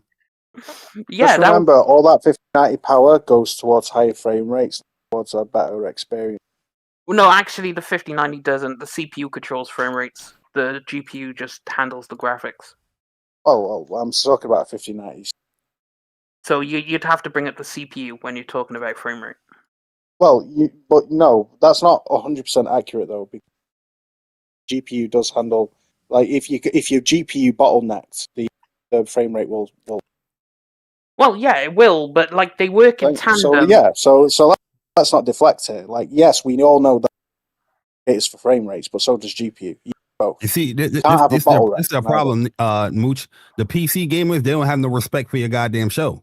You know what I mean? The PC gamer is like misinformation. The PC gamer is like the dude that got the sports car. You know what I mean? You got your economy car. You just driving to work, and these guys are, hey man, I got me a Ferrari. Like, I'm noticing a pattern though. I am noticing a pattern though. Barry disagrees with me, tries to gotcha me, but then he agrees with me. But it's always in a spirit of like contrarianism. I wonder why, bro. It's almost like I'm right and he's wrong. It's just like the reason why I think GTA isn't going to be 60 FPS is because the CPU in the PS5 is diabolical. Oh no, I think GTA going to be bringing up GTA 60 FPS. You're bringing up in an extreme there. Like I've said, 40 FPS. I will say this though, like the thing is everyone takes notes. Everyone takes notes and has their receipts and things like that. But if the Pro does end up playing GTA 6 at 1080p, 60 frames, I don't want to hear nothing about 1080p. Oh no, they don't got no accountability. They have 1080p monitors anyway. But the majority of PC gamers. I'm not talking about you, Death Singer. I just mean in general, because then they're gonna be like, well, of course it's 60 frames, it's 1080p. Also, I'm on record. If it is 60 FPS, I'm getting the PS5 Pro. I cannot. He said it. He said that for about a year now. No, Mooch, I won't allow it. Jay won't allow it. No, I won't allow it. Barry, I'd like to see you stop me. Go on. Death Singer's got to be a peasant like me. he gotta apologize to the entire PlayStation Nation before he gets the. No. Because it's almost like PlayStation offers a unique value proposition. It's just at Xbox. I guarantee you ain't gonna be able to run it at 60. So the Pro might be the best bet because second best option. Poor you, bro. Why not? Because the Xbox doesn't run it, you're gonna get the console, the PS5 Pro. I mean, I could run it. I mean, I'll buy the PS5 for GTA because I want to play GTA with the boys in the Discord, and everyone in the Discord is got a PlayStation. So of course I'm gonna want to play with the boys. So I ain't gonna miss out on that. But it's not like I'm gonna do anything. You better get a Pro. You get a better Pro now. You know what I mean? Take advantage of that Black Friday. Actually, I was just going to say, you know what? That's it's not a bad idea. You might save a couple of bucks, to be honest with you. I'll just get it when I get it. He's not a peasant, Mooch. He's not a peasant. He don't need a set. I just dropped the PS5 Pro price on my GPU. Like, that's not a problem. Hey, Jay. The GPU is trash. Jay. No, the GPU Detsinger said, I see your sale, and I say, shove it. He didn't want nothing to do with it. He said, I got nothing. He brought up his GPU. He said, I need confirmation it's 60, because if they say, it's 30, I'm good. I think it will be 60 because it got delayed again, and they're going to optimize. I need confirmation on that 60 before I pull the trigger. So let me... Barry, it ain't Demon Souls Remake that makes a PS5 Pro. You know, it ain't Ghost of Yotei. It ain't... Nope. No, all those bangers that are exclusive to PlayStation, it's GTA 6, bro. It's just proof that everybody has a breaking point. Everybody has, when they see a unique value proposition to own a product, they want that product. You gotta understand, Singer is a casual gamer, so you know what I mean. He don't understand. He loves his Outer Worlds 2s and all the casual games. Those are battles. Because I play the games you don't play, so don't do that. Oh man! So listen, let me say this, guys. I want to say shout out and thanks to everybody that's here tonight. We just did a 3-hour show. Mooch is a little under the weather, and honestly, I'll tell you right now, this was a fantastic show, and I got to get up early in the morning, but I do want to say thanks to this amazing panel. These guys came together to give you guys a great show, especially the great Willie Gamer and Death Singer. These guys, I got to be honest with you, I'm just waiting for their podcast, The Odd Couple. It's going to be fantastic. I'm telling you right now, I would tune in daily, not weekly, daily. It's that damn good. I love a lot of people, by the way, were writing me in the chat while these two were going at it, and you guys were using curse words from England, and everyone in the chat was like, "What does this mean, Mooch? Mooch, what does this mean?" I'm like, to be honest, Mooch, I kind of invent them. They're not even exclusive to England. They're kind of Wooly gamified. Like, are they Wooly? When I say he's got the intellectual capacity of a drunken. I kind of came up. Somebody with that, wrote me. They're like, Mooch, drunken amoeba? Question mark. I'm like, yeah. What? Yes. Hang on a minute. Don't you know what an amoeba is? An amoeba is a single cell organism. You know? Yes, that I know. But I think a lot of people were asking what bullocks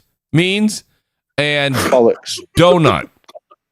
What a load of bollocks! You absolute donut. By the way, would understand that and nib. I love it.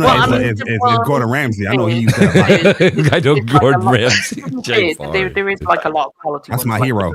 Like Gordon Ramsay, my hero. Bellend is another good one. Let's not R-rate. Not make this podcast R-rated, Death Singer. You did that last time. Let's not make it R-rated, please. What was he called me? Oh, don't repeat it. No, we won't say. He called you an outstanding gentleman. I think, Willie. That was. But the angry version. You got a potty mouth, Destiny. Yo, Jay Barry coming in like a teacher right now. See what hey Barry, you should see what he puts in it. Oh yeah. Oh. Well, I mean, I know. Singing. Hey, that was a more diplomatic way to tit for tat, bro. It was. I titted for tatted, but it was in a subtle way, you know. Mariko says we need Dispatch season 2. Let me tell you something. Listen. I said it to these guys last week, and shame on me. It's on me. I'm taking full responsibility. This week I'm picking up Dispatch this weekend. So shout out to Mariko. I appreciate that. Glinter says Dispatch RPG talk, spec talk. Congrats, Death Singer. What's that, Jay? I hope it wins indie game. I think it's a good shot. Tales, what's the people that made those Telltales? It took that experience and just upped it. What I mean? Like this could be easily like a TV show or a movie if they wanted it to be. Like, I'm like, wow. I'll tell you what they did. They took a Telltale game and actually made it playable. Yeah. I'm actually pretty excited to try it out. And not just that, shout out to Aaron Paul, not the dude we were talking from Breaking Bad. He's already on record saying he wants to do a whole nother season.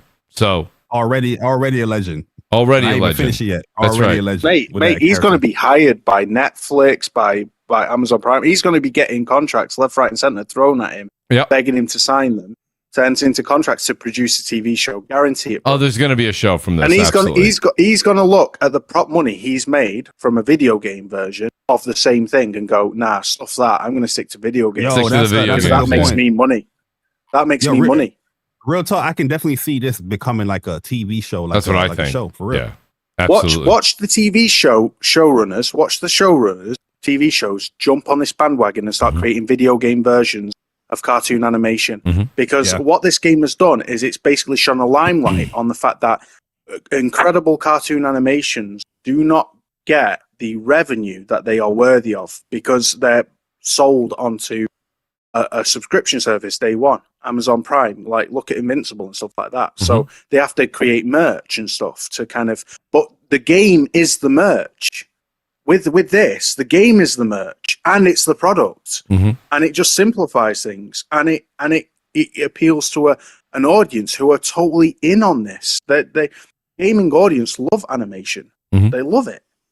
No, so this is win-win, something. bro. This looks like it's something special, and I think that they can definitely metamorphosize this into a TV show. Not saying that everybody who plays the game wants it to be into that, but honestly, if this gets picked up and adapted, people will be watching it. Not just that, it encourages more Dispatch season 2, 3, 4. So this is actually pretty cool, man. I got to be honest with you. And like, it's a nice. I think someone said it last weekend. They said, "Ark, we're playing Ark. You're playing Ghost of Yotai. You're playing something else." This is a nice palate cleanser, right? It really just changes the pace. Switches it up a bit. It's very, very welcoming this time of year. And then, the one game I'm surprised they're not playing a multiplayer game of the best multiplayer game currently out right now. Marvel Rivals. I'm surprised they're not playing that. Yeah, Jay. I mean, I think BG was on the show. We were talking about it. Like that. I know BG loves it. I know you love it. I'm very interested to hear. I'm very interested to hear what you and Overwatch 2, bro. Oh, you do? I don't like. I just can't get into Marvel Rivals, man. I don't know. And listen. I know people go, "Mooch, you like COD?" Listen, I understand that.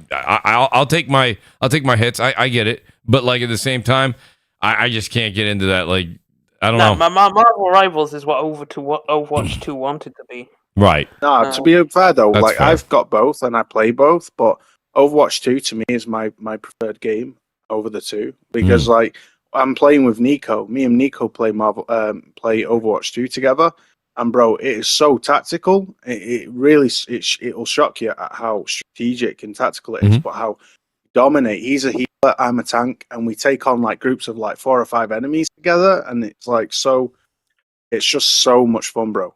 It's just amazing. What I do love about Marvel Rivals is the Marvel part, but fucked up because they dropped it from 6 to 5, and that was the worst idea possible. Because I disagree. I think Overwatch 2 benefits greatly from reducing the number from 6 to 5. Nah, peak Overwatch 1, like when it was at its peak, that's what Marvel Rivals is now. Is Overwatch 1 at its peak, and there's just something about 2 tanks, 2 healers, 2 DPS, or you could run like certain metas, like they had the Winston, Reinhardt. You had the double shield meta. You had the Winston and Diva dive comp, and you would go in and you would have like Mercy and you'd have Genji. Like Mercy and who's a plant-based tank? I can't remember her name, but I play her a lot. Well, this is why I say we're going to wrap up the show, and then that's your. Sorry, it's okay. Willie and Nib do another hour and a half. This is what I'm playing this weekend. I'm telling you, Jay, these guys can talk. These guys can talk. Wait, would you say Nib about exclusives? I didn't even get started on exclusives. But let's. Ignore me, Mooch. I'm but a lowly peasant, bro. I'm but a lowly peasant. I thought you were going to work that into the last segment, but I saw you were muted. I'm like, oh, he's probably busy. So, listen. Mooch told y'all 16 minutes ago he wanted to go home and make his bologna sandwich. And y'all keep talking. With a glass of Cabernet, right, Jay? And exactly. No, listen, guys. If I had a little bit more energy, I'm not kidding you. A little bit under the weather here. Still went to 3 hours, but I'm beat, and I got to get up and go to work tomorrow. So I apologize to everybody. I apologize to the panel. I'd love to go another hour. We've been doing 4 hours for about 2 months now. Almost every episode's almost 4 hours, so we've been going strong. Fair, most of that is Nib's fault. I'm gonna see that notification. Mooch turned on the PlayStation. He's on R-rated. Yeah, right, Jay. Responsible for the 4-hour shows. It was always R-rated, Jay. I think most of it is you and bloody Willie. Yeah, no, it's you, because even when Wooly's not here, it goes for 4 hours. So it's you. You're the common denominator. Yeah. No, listen, Nib, you give a peasant too much credit, bro. I'm just a lowly peasant. Don't give me that kind of credit. Don't give him that kind of credit, Nib. I blame today on Singer. He was talking about Outer Worlds 2 and capping for it for like 2 hours. Wait, hang on a minute. No, don't do that. It's a 7 out of 10, and that's why it's rated game of the year, because it's a solid, good game. We'll wrap it up before we get into it. Yeah, let's wrap it up before we get into it. Is right. So let me say, shout out to everybody. Thanks. That's it. Let people know we can find you, buddy. Thanks for being here tonight. Oh, yeah. Absolute fun. Shout out to all my console peasants out there. How you all doing tonight? We're good. We good. Never seen 240 FPS in their life. But it's like a great show, great topics. Pleasure having everyone on. Pleasure. Oh, I love chatting with Barry, because Barry is just one of a kind. Yes, he is. The great, like the best lisp on YouTube. That's right. You're damn right. Yeah, great show, Mooch. Yo, thank you, Detzinger. Appreciate it, buddy. The great Jay Barry, thanks for being here, buddy. And by the way, anyone who didn't pay attention, go back and listen to the show again. While Detzinger and Willie are going back and forth, Jay is actually narrating the entire thing underneath. It's fantastic. It was unbelievable. He's like, they're not friends. Wait, they're friends again. No, they hate each other. This is love. It's just going on throughout the entire thing. And I'm sitting here laughing my ass off. But shout out to the great Jay Barry. Barry, I can't say thank you enough, buddy. Love what you're doing. Solo casts are not an easy thing to do, and people don't recognize they need to. The Jay Barry show was live yesterday. I was checking. I was lurking, man. I was doing topics for the show, getting some of the footage here, playing a little Call of Duty and hanging out and enjoying the Jay Barry show. But let people know they can find you, buddy. And thanks for joining us tonight, Jay. Yeah, fun show, man. I learned a lot about the Outer Worlds too. I appreciate that. Yes, you did. Yes, you did. But now, it was a fun show. Make sure you hit the like button and subscribe to my man Mooch, man, and tell Detzinger that PC sucks, and that on PlayStation 6, we will be playing the 240 frames and all that very soon. So yeah, that's nothing crazy to talk about. But yeah, make sure y'all play Ghost of Yote, the true game of the year. And I want to see the emotions. Listen, let me say this, Mooch, before I get up out of here. Yeah, please. I don't want to see you too cool for school. Oh, I can't get emotional about these game awards. Oh, don't care. I ain't trying to see all that. I want to see some emotions online, some Twitter.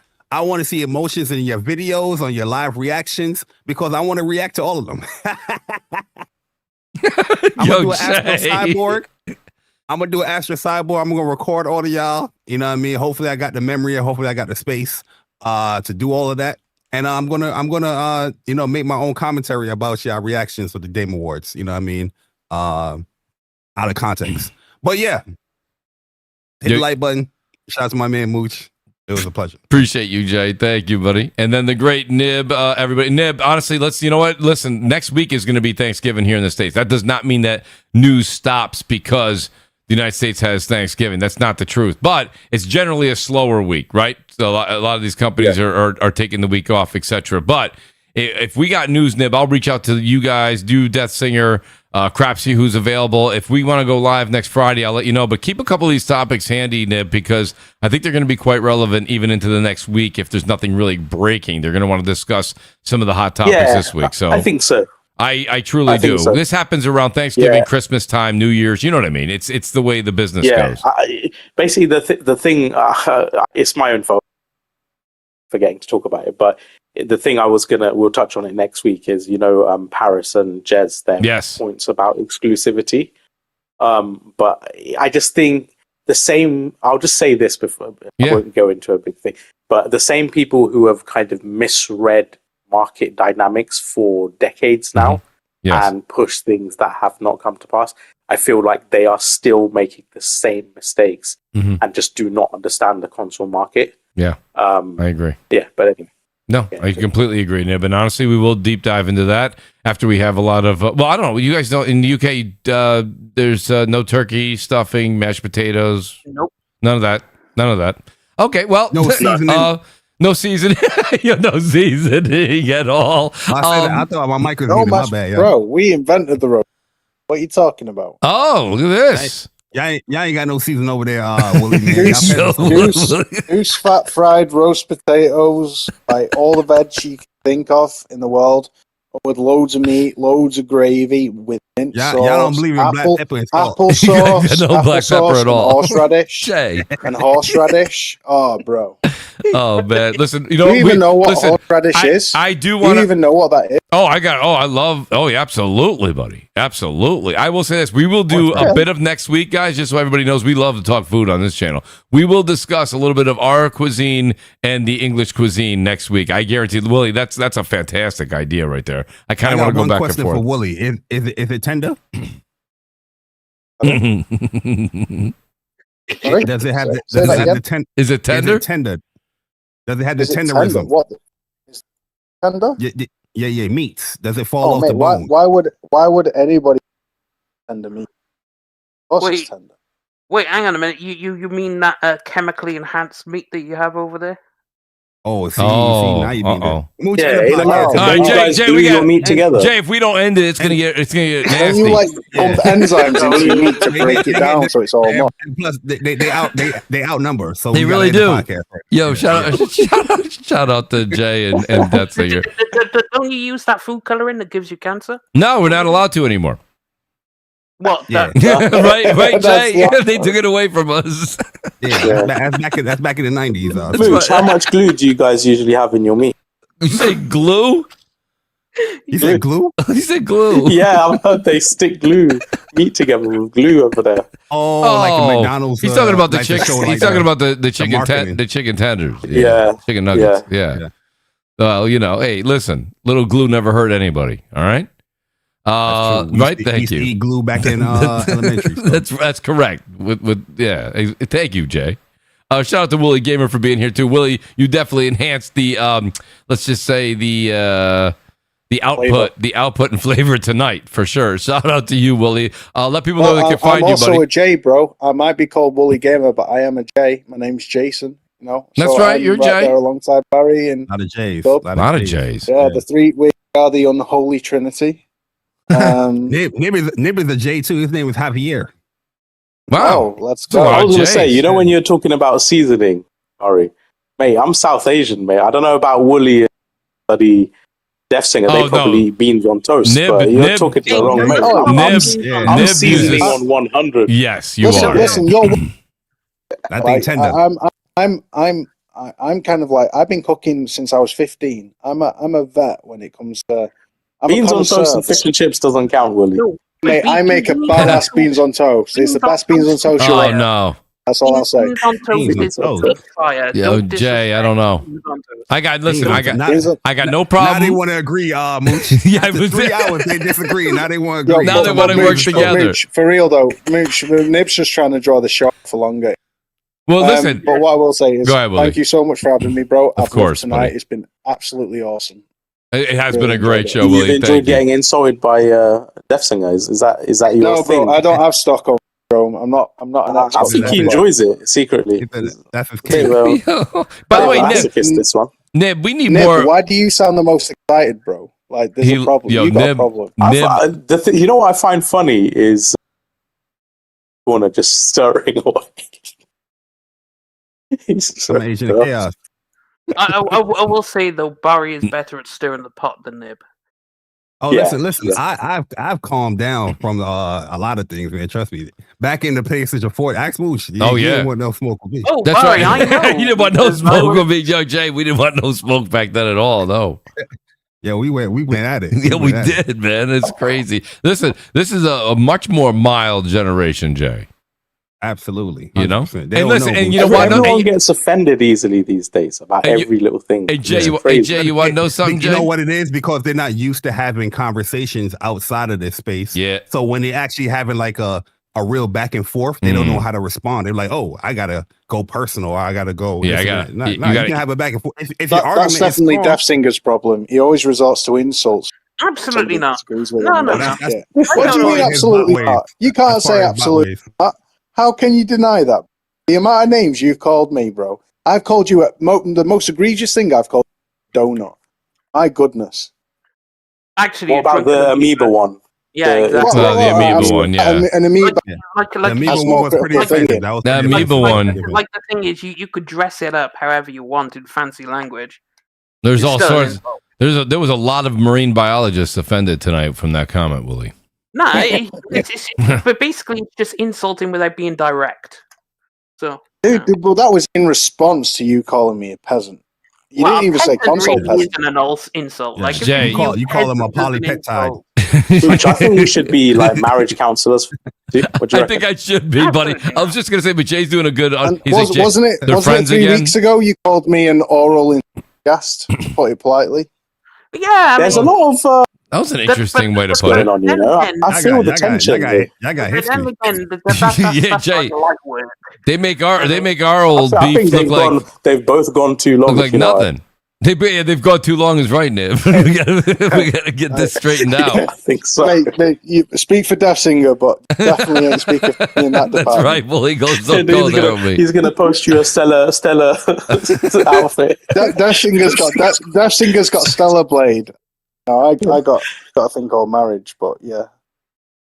Let's save that for next week after our full dinners. What did you say? Close the show, Dead Singer. He's like, because Dead Singer wants to like start firing off again. He's like, end the show. Because I don't want to have to get into it, so just close. Oh, that's a great point, Dead Singer. All right, guys, with that, hit the like button on the way out. We love you all. Truly defeated. Otherwise, yo, Glitzer was like, yo, Mooch is never going to fall asleep. This is the truth, man. Yeah, exactly. God bless Crossfire. God bless everybody. We'll see you guys next week, guys. Please hit the like button. Go play some games. Wait, Mooch, when is your Game of the Year show? I want to be on that. So here's what we're doing. Let me just ask you guys, since I got Willie here, I got Nib here, and I got Detsing here. We're either going to do you want to do a Wednesday before... Are you talking about Game of the Year for our show, or do you, in correlation to the Game Awards?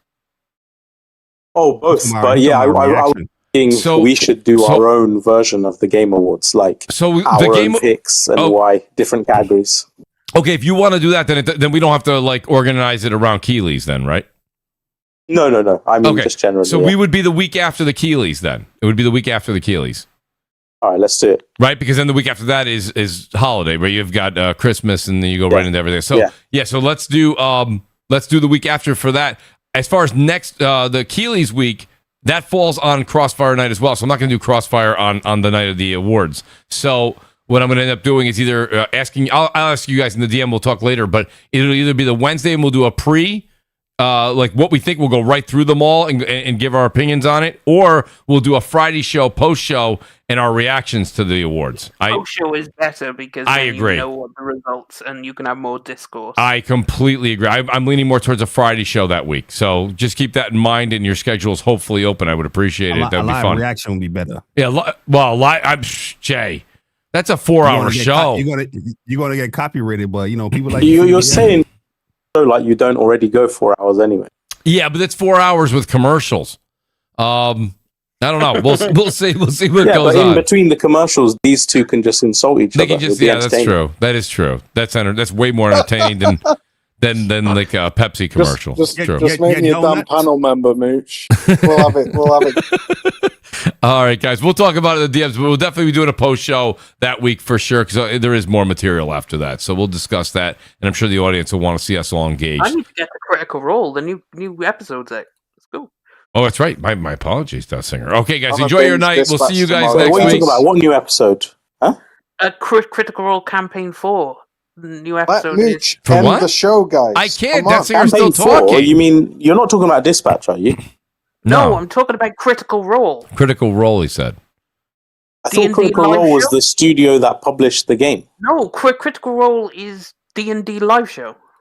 Oh, yeah. Oh. And that's that sounds trash. I was just saying that's a horrible way to end the show. But nonetheless, we'll end the show on that. We'll see you guys next Thursday, or no, it won't be next Thursday, right? Because we have the.